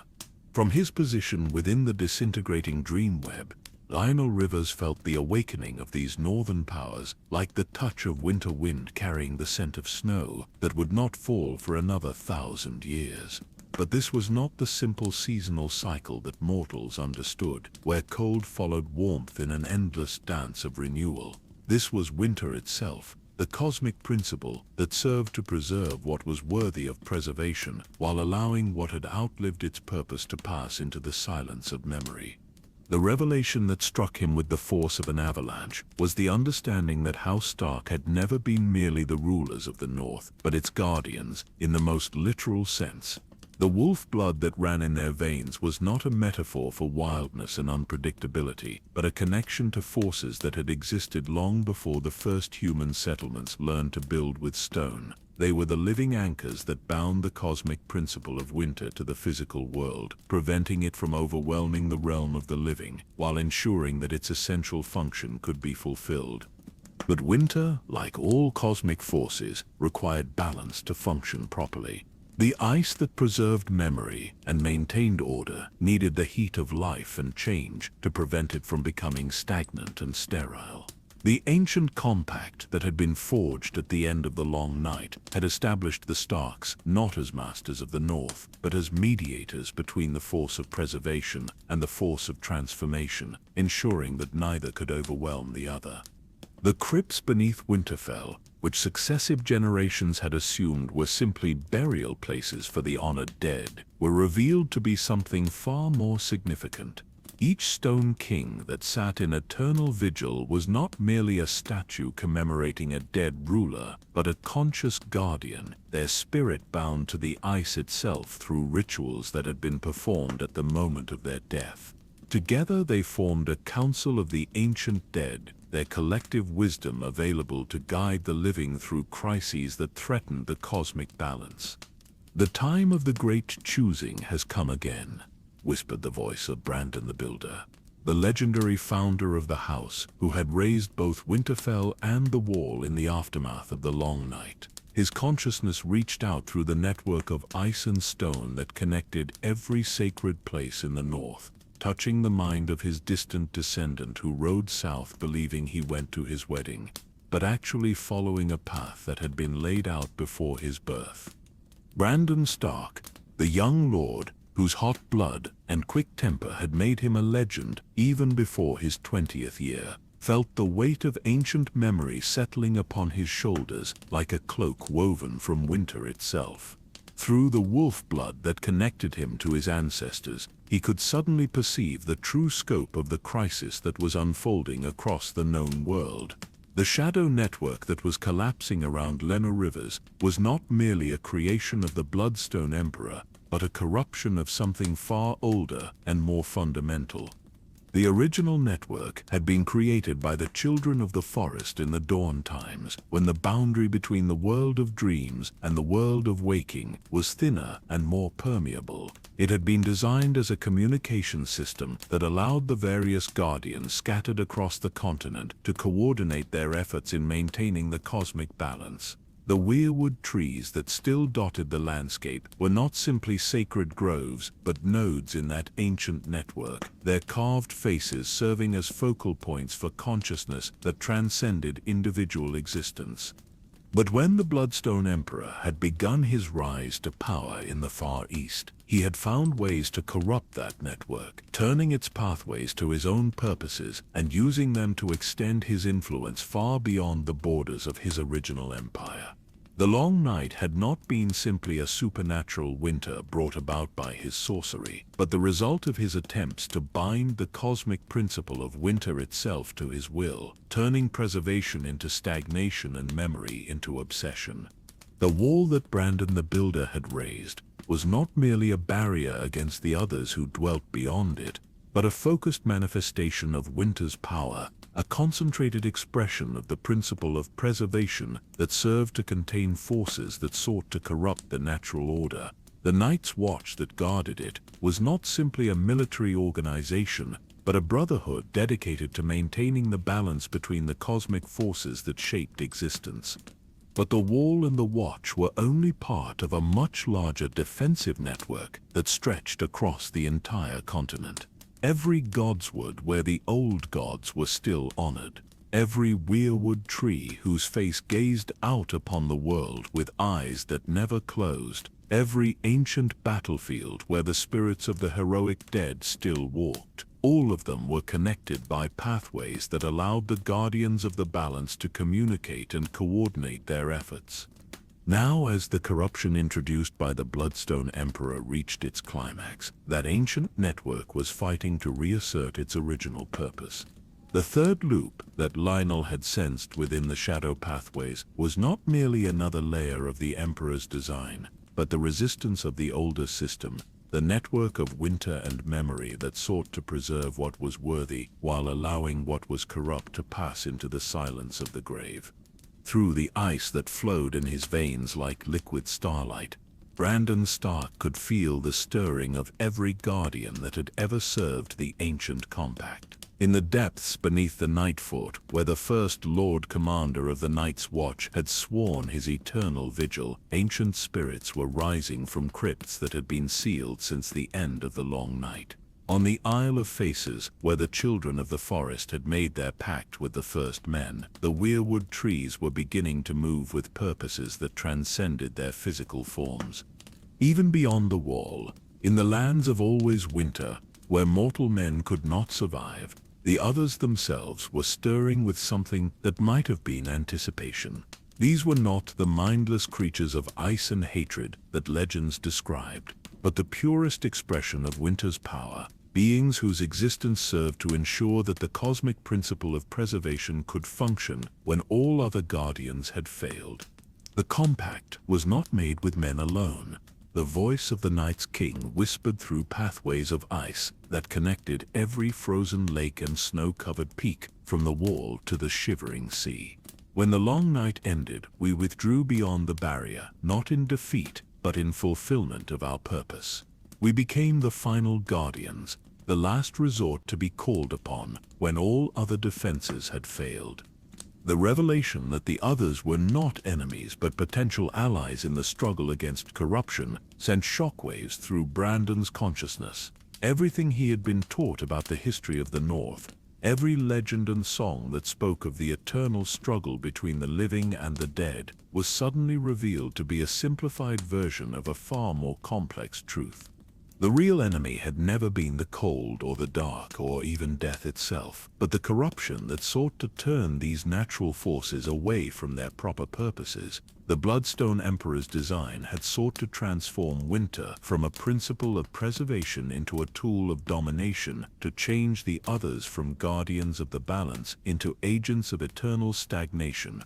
But as the cosmic convergence reached its peak, and the various forces that shaped existence began to clash with increasing intensity, the ancient network was fighting to restore its original function.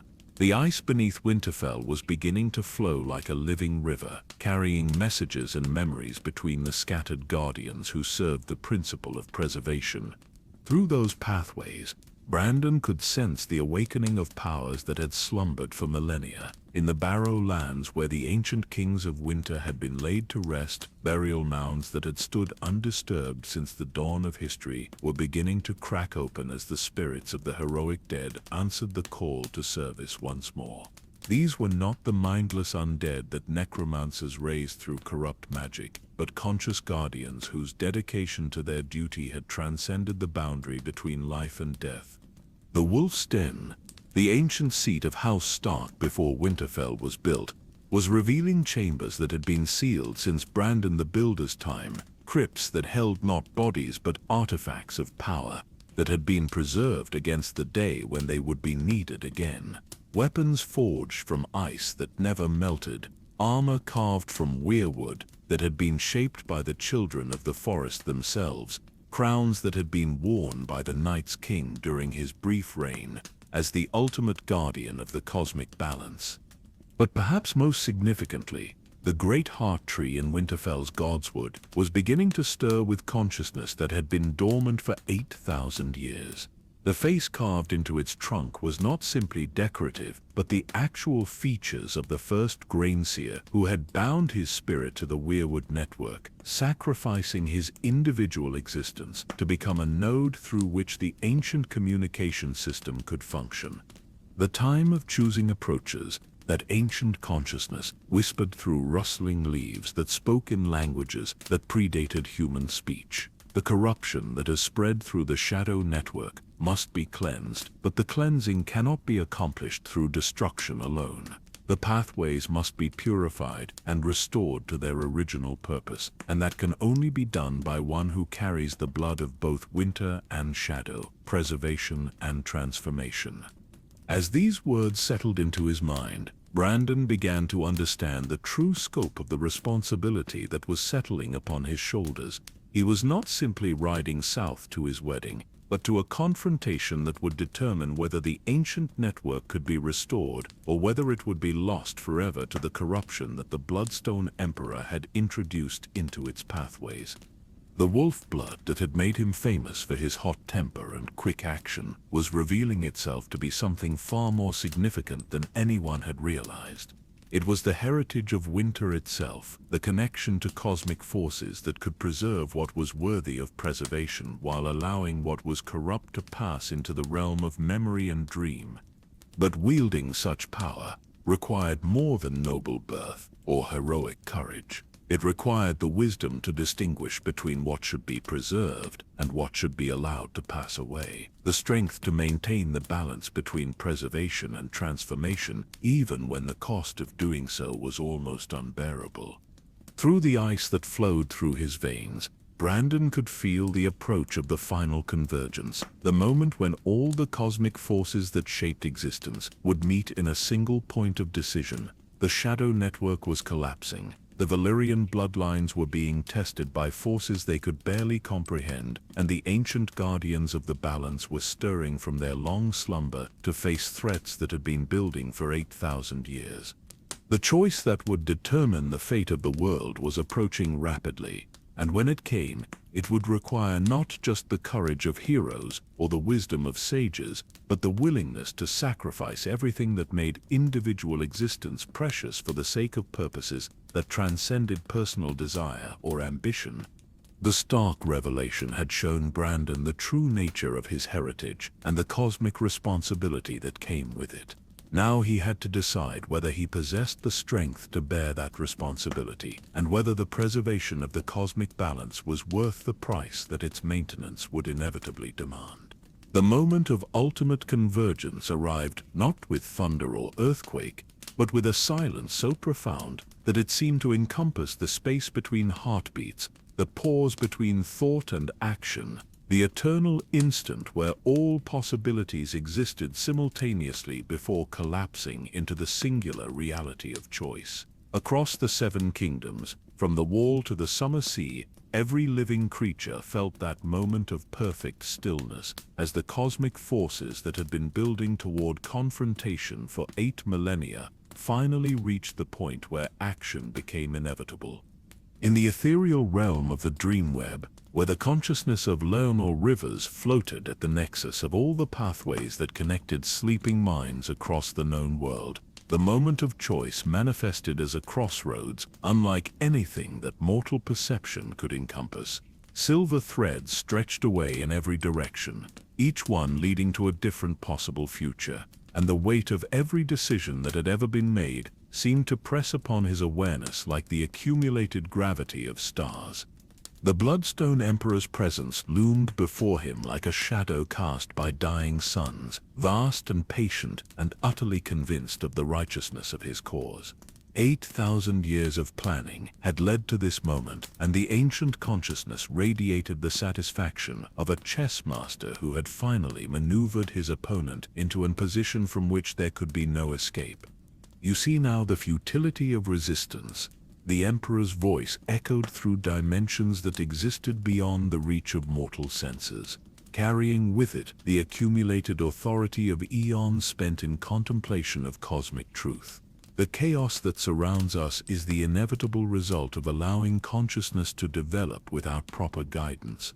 Only through unity of purpose can such waste be prevented, and unity can only be achieved through the submission of individual will to superior understanding. The visions that accompanied his words were not fabrications or distortions, but true memories drawn from 8,000 years of human history. Lionel saw the rise and fall of empires, the endless cycle of war and conquest that had marked civilization since its earliest days. He witnessed the doom of Valyria in all its terrible majesty, the moment when the greatest achievement of human ambition had been consumed by forces that its creators could neither understand nor control.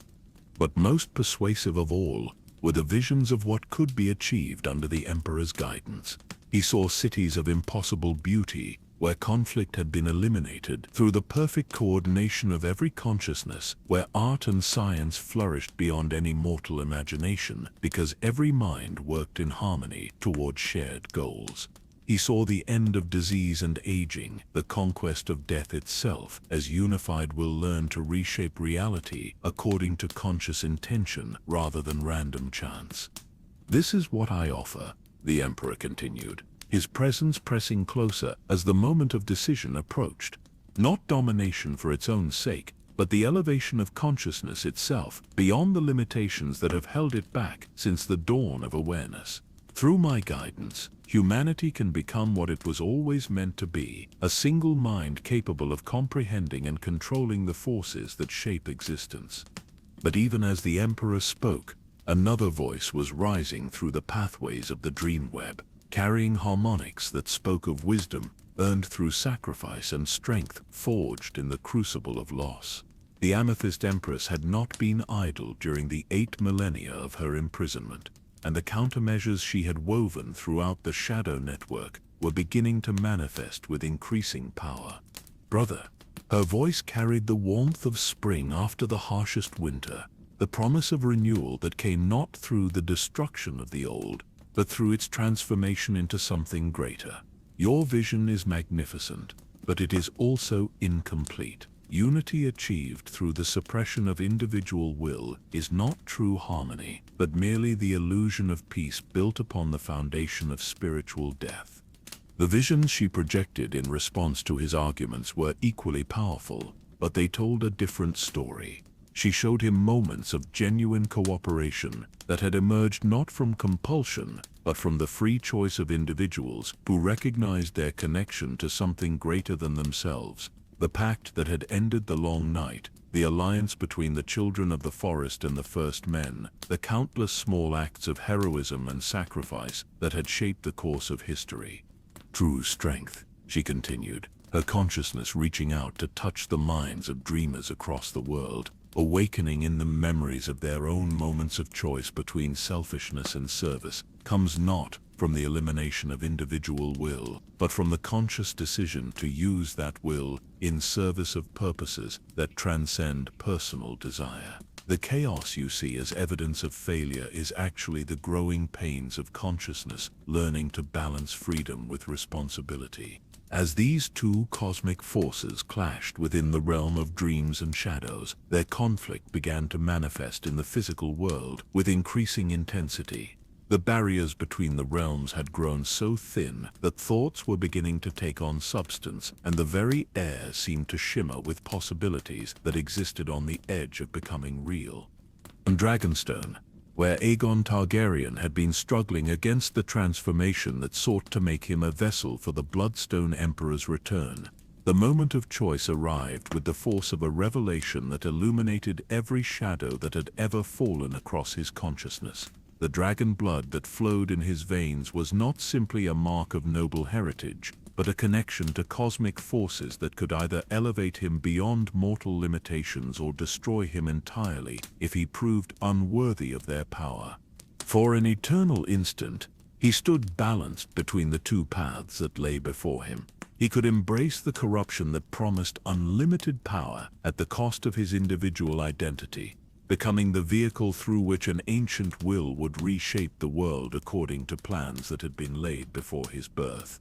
Or he could resist that transformation, accepting the limitations of mortal existence, but retaining the freedom to shape his own destiny and that of the realm he sought to conquer. The choice was made not through rational calculation or the weighing of consequences, but through an understanding that arose from the deepest levels of his being. The conquest he had planned was indeed necessary, for the Seven Kingdoms were fragmenting under the weight of their own divisions, and only unity could preserve them against the challenges that were coming. But unity achieved through domination would be no better than the chaos it replaced. Instead, he would offer the lords of Westeros a different kind of choice. He would come not as a conqueror, seeking to impose his will upon unwilling subjects, but as a protector, offering to share the burden of preserving civilization against forces that sought to destroy it. His dragons would be weapons of last resort, tools to be used only when all other options had been exhausted. The transformation that had been tearing him apart from within suddenly ceased, the conflicting forces within his bloodline finding a new equilibrium as his conscious choice provided the framework within which they could coexist. The scales that had been erupting from his skin faded back into unmarked flesh, but the power remained, held in check by will rather than eliminated by rejection. In the depths beneath Winterfell, where the ancient ice sang with voices that predated human speech, Brandon Stark was facing his own moment of ultimate choice. The wolf blood that connected him to the cosmic principle of winter offered him the power to preserve what was worthy of preservation while allowing what was corrupt to pass into the silence of memory. But wielding such power required wisdom that could distinguish between what should be maintained and what should be transformed. The revelation that had struck him like lightning from a clear sky was the understanding that preservation and transformation were not opposing forces, but complementary aspects of a single cosmic principle. Winter preserved the essential patterns that allowed life to continue, while the warmth of summer provided the energy needed for growth and change. Neither could function properly without the other, and the health of the world depended on maintaining the balance between them. The ancient compact that his ancestor Brandon the Builder had forged at the end of the long night had not been a victory of life over death, but the establishment of a system that allowed both forces to serve their proper function without overwhelming each other. The wall that stretched across the northern border of the Seven Kingdoms was not simply a barrier against enemies, but a focused manifestation of that balance, a place where preservation and transformation met in eternal equilibrium. Now, as the cosmic convergence reached its climax, that ancient system was fighting to reassert its original purpose against the corruption that the Bloodstone Emperor had introduced. The choice that lay before Brandon was whether to serve as the living anchor that could maintain the balance, accepting the responsibility that came with the wolf blood, but also the limitations that such service would impose upon his personal freedom. Like Aegon on Dragonstone, his decision was made, not through calculation but through understanding. The hot temper and quick action that had made him famous were not flaws to be overcome, but expressions of the transformative force that needed to be balanced against the preserving power of winter. By accepting both aspects of his nature, he could serve as the bridge between them. In the depths of the narrow sea, where the constructs of the Deep Ones had been rising from trenches that descended beyond mortal comprehension, similar moments of choice were playing out as ancient alliances were tested by forces that had been building for millennia. The creatures that served the Shadow Network were finding their programmed loyalty challenged by influences that spoke of purposes older and more fundamental than any single consciousness could encompass. The sea itself was beginning to rebel against the corruption that had been introduced into its depths, waves rising to impossible heights as the ocean sought to cleanse itself of influences that violated the natural order. Islands that had stood since the dawn of time were being swallowed by waters that moved with intelligence and purpose, while new lands rose from the depths as forces that had been imprisoned beneath the sea floor finally broke free. But this was not the chaotic destruction that the Bloodstone Emperor had expected to result from the breakdown of his control. Instead, it was a restoration, a return to patterns that had existed before his influence corrupted the ancient networks. The Deep Ones who chose to serve the restoration were being transformed, their alien consciousness finding new purpose in the maintenance of balance rather than the pursuit of domination. Those who remained loyal to the Emperor's design were not destroyed, but contained isolated in regions where their influence could not spread to corrupt the restored networks. Even corruption had its place in the cosmic order, serving as a test that strengthened what was worthy while revealing what was weak. Throughout Westeros, similar transformations were taking place, as the ancient powers that had been awakened by the convergence found new equilibrium. The stone sleepers beneath the Valyrian strongholds were stirring to purposes that served the balance rather than the will of their creator. The guardians in the northern crypts were rising not to serve the ambitions of the living, but to ensure that the compact between the cosmic forces remained intact. The weirwood network that the children of the forest had maintained since the dawn of time was being restored to its original function, its pathways cleansed of the corruption that had turned communication into control. The faces carved into the ancient trees were beginning to show new expressions, not the eternal watchfulness of the past, but the dynamic awareness of consciousness that was fully engaged with the present moment.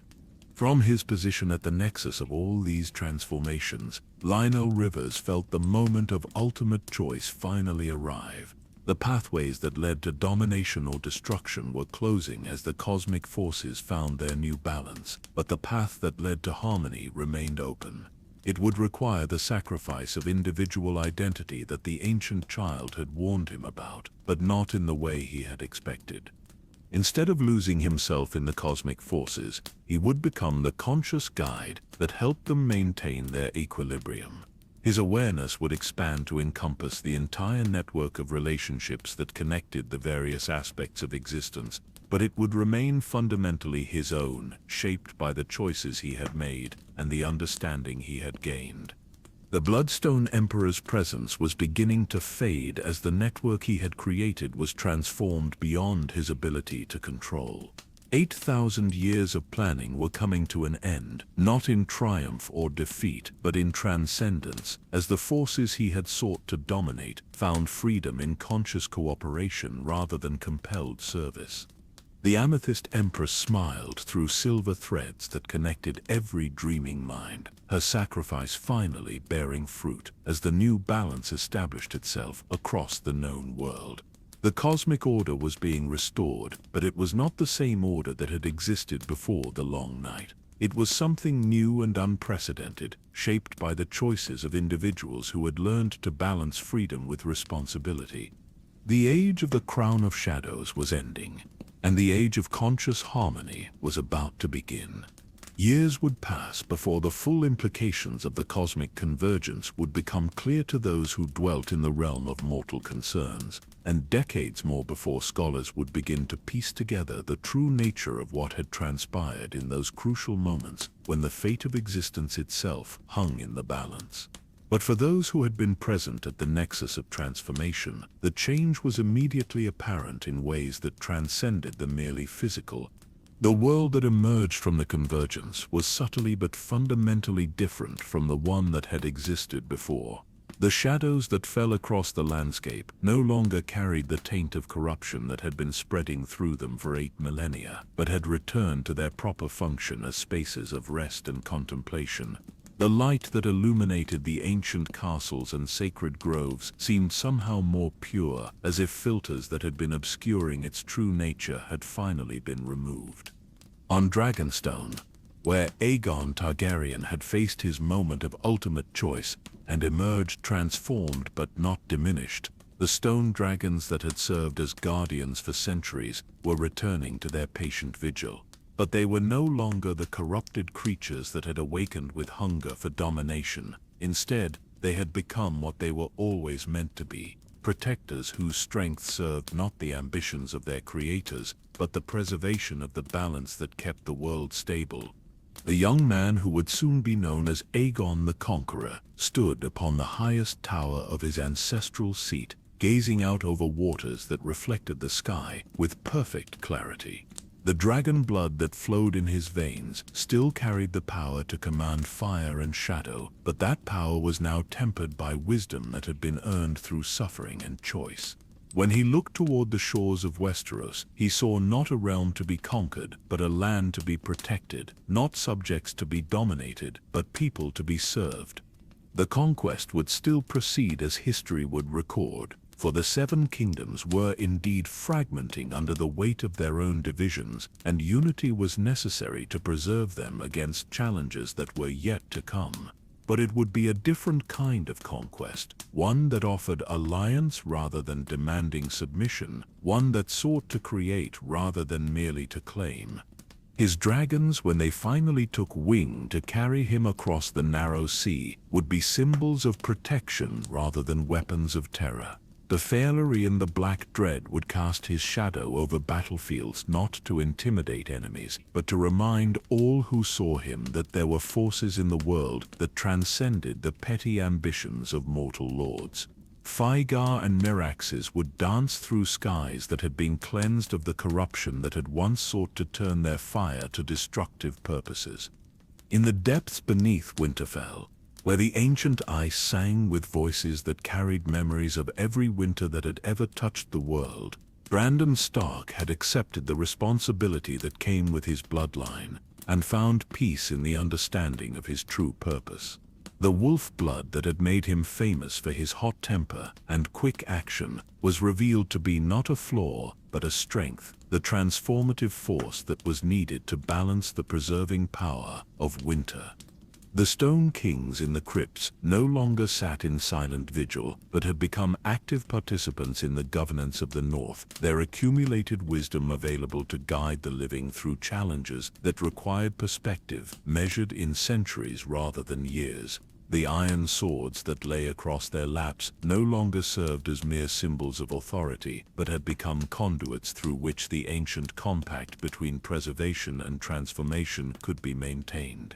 When Brandon rode south to what the world would remember as his tragic end at the hands of the Mad King, he would carry with him the blessings of every king in the North who had ever lived. His death would not be the random cruelty of a tyrant's madness, but a sacrifice that ensured the ancient compact would remain intact through the trials that were coming. Through his willing surrender of individual existence for the sake of cosmic balance, the wolf blood would pass to his children and their children, carrying forward the responsibility that his family had borne since the dawn of time. The wall that stretched across the northern border of the Seven Kingdoms had been transformed by the convergence into something even more significant than the barrier that legends described. It was now a perfect manifestation of the balance between the cosmic forces, a place where preservation and transformation met in eternal equilibrium. The Night's Watch that guarded it was no longer simply a military organization, but had become a brotherhood dedicated to maintaining that balance, their vows carrying weight that transcended the merely human. Beyond the wall, in the lands of always winter where mortal men could not survive, the others had returned to their proper function as the ultimate guardians of the cosmic order. They were no longer the mindless creatures of ice and hatred that legends described, but conscious beings whose existence ensured that the principle of preservation could function when all other safeguards had failed. They watched and waited with patience that measured time in geological epochs, ready to fulfill their ancient purpose if corruption should ever again threaten to overwhelm the balance. In the ancient strongholds where Valyrian blood had taken root in Westeros, similar transformations were taking place as bloodlines that had been carefully corrupted over centuries were restored to their original nobility. The Valyrians on Driftmark found their connection to the sea purified of the influences that had sought to make them servants of alien powers, their mastery over wind and wave returning to its proper purpose of exploration and discovery, rather than conquest and control. The Celtigars on Claw Isle discovered that the ancient artifacts they had treasured as family heirlooms were indeed objects of power, but their function was communication rather than domination, connection rather than control. Through these crystalline devices, they could maintain contact with the restored network that linked all the guardians of the balance, ensuring that threats to the cosmic order could be detected and countered before they could spread their corruption. Throughout the realm, the weirwood groves that had survived the long centuries of war and conquest were stirring to new life as the ancient network was restored to its original function. The faces carved into their trunks were no longer merely watchful but actively engaged, their consciousness fully present in the moment rather than lost in contemplation of past glories or future fears. The children of the forest who had withdrawn from the world during the long corruption were beginning to emerge from their hidden sanctuaries, ready to resume their role as guides and teachers to younger races who were still learning to balance freedom with responsibility. The deep places of the earth where ancient powers had slumbered since the dawn of time were awakening to purposes that served harmony rather than conflict. Beneath the Eyrie, the mountain titans whose thoughts moved with the patience of stone were stirring to new awareness, their vast consciousness available to provide stability in times when the rapid changes of mortal civilization threatened to overwhelm the slower rhythms of the natural world. In the golden depths beneath Casterly Rock, the living essence of transformation was learning to work in partnership with conscious will, offering the power to refine and purify, rather than simply to change for the sake of change. The wealth of the Lannisters, built upon the extraction of precious metals from these depths, would carry with it responsibilities that transcended mere accumulation of treasure. From his new position as the conscious guide of the cosmic balance, Lionel Rivers could perceive the vast network of relationships that connected every aspect of existence. His awareness encompassed not just the Seven Kingdoms but the entire known world, stretching from the ice of the uttermost north to the burning sands of the far south, from the islands that dotted the narrow sea to the mysterious lands that lay beyond the sunset. But this expanded consciousness had not cost him his individual identity as he had feared. Instead, it had enriched his understanding of what individual choice could accomplish when it was made in harmony with purposes that transcended personal desire. He remained himself, but himself transformed by knowledge and responsibility that connected him to every other consciousness that served the balance. The shadow network that had served the Bloodstone Emperor's corruption was not destroyed but transformed, its pathways cleansed and restored to their original function as conduits for communication and cooperation rather than control and domination. Through these purified channels, the various guardians of the balance could share knowledge and coordinate their efforts without sacrificing their individual autonomy. The Bloodstone Emperor himself had not been destroyed, for destruction would have violated the very principles of balance that the Convergence had sought to restore.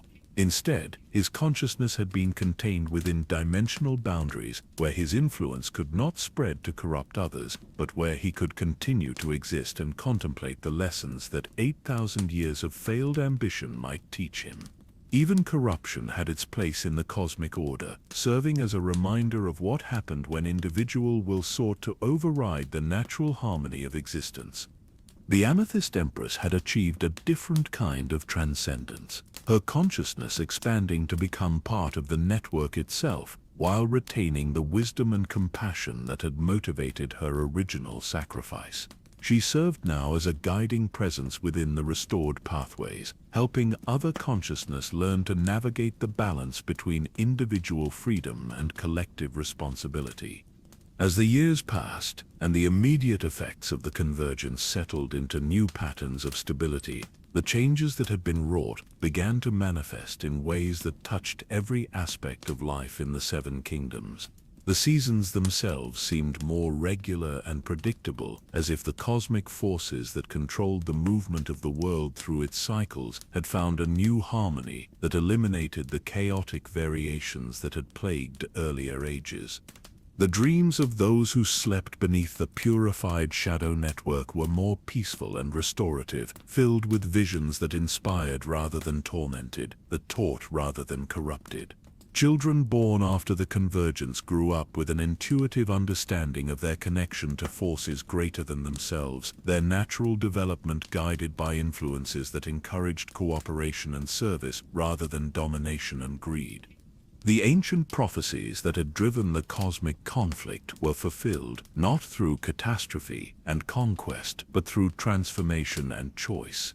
The crown of shadows had indeed manifested, but as a principle of conscious guidance rather than domination, a way of thinking that could encompass the vast complexity of existence without reducing it to the simple formulas of control. When Aegon finally launched his conquest of Westeros, riding Balerion across the narrow sea with Visenya and Rhaenys at his side, he carried with him not just the power to unite the Seven Kingdoms, but the wisdom to do so in a way that preserved what was worthy while allowing necessary changes to unfold naturally. The Iron Throne that he would forge from the swords of the defeated would become a symbol not of domination but of service, a reminder that true kingship consisted in the willingness to bear responsibility for the welfare of all who dwelt within the realm. The conquest itself would be remembered by history as a series of military campaigns and political maneuvers, but those who possessed the sight to see beyond the merely physical would understand it as the final phase of the cosmic convergence, the moment when the restored balance manifested in the world of mortal affairs. The unity that Aegon achieved would be more than political, though it would express itself through political means. It would be the reflection in the realm of human governance, of the harmony that had been re-established among the cosmic forces that shaped existence. And in the quiet moments between the great events that would mark the passage of years, in the spaces of rest and contemplation that existed in every life, the influence of the purified network would continue to work its subtle magic. Dreams would carry messages of hope rather than fear. Shadows would provide shelter rather than concealment for corruption, and the ancient songs that bards sang of heroes and legends would carry within their verses the deeper truths about consciousness and choice that the convergence had revealed. The age of the Crown of Shadows was ending as it had begun, not with thunder and lightning, but with the quiet transformation of hearts and minds that chose service over selfishness, harmony over domination, the patient work of building something greater than any individual consciousness could achieve alone. The cosmic balance had been restored, and the world was ready to begin the long journey toward the full potential of what existence could become when guided by wisdom rather than driven by ambition.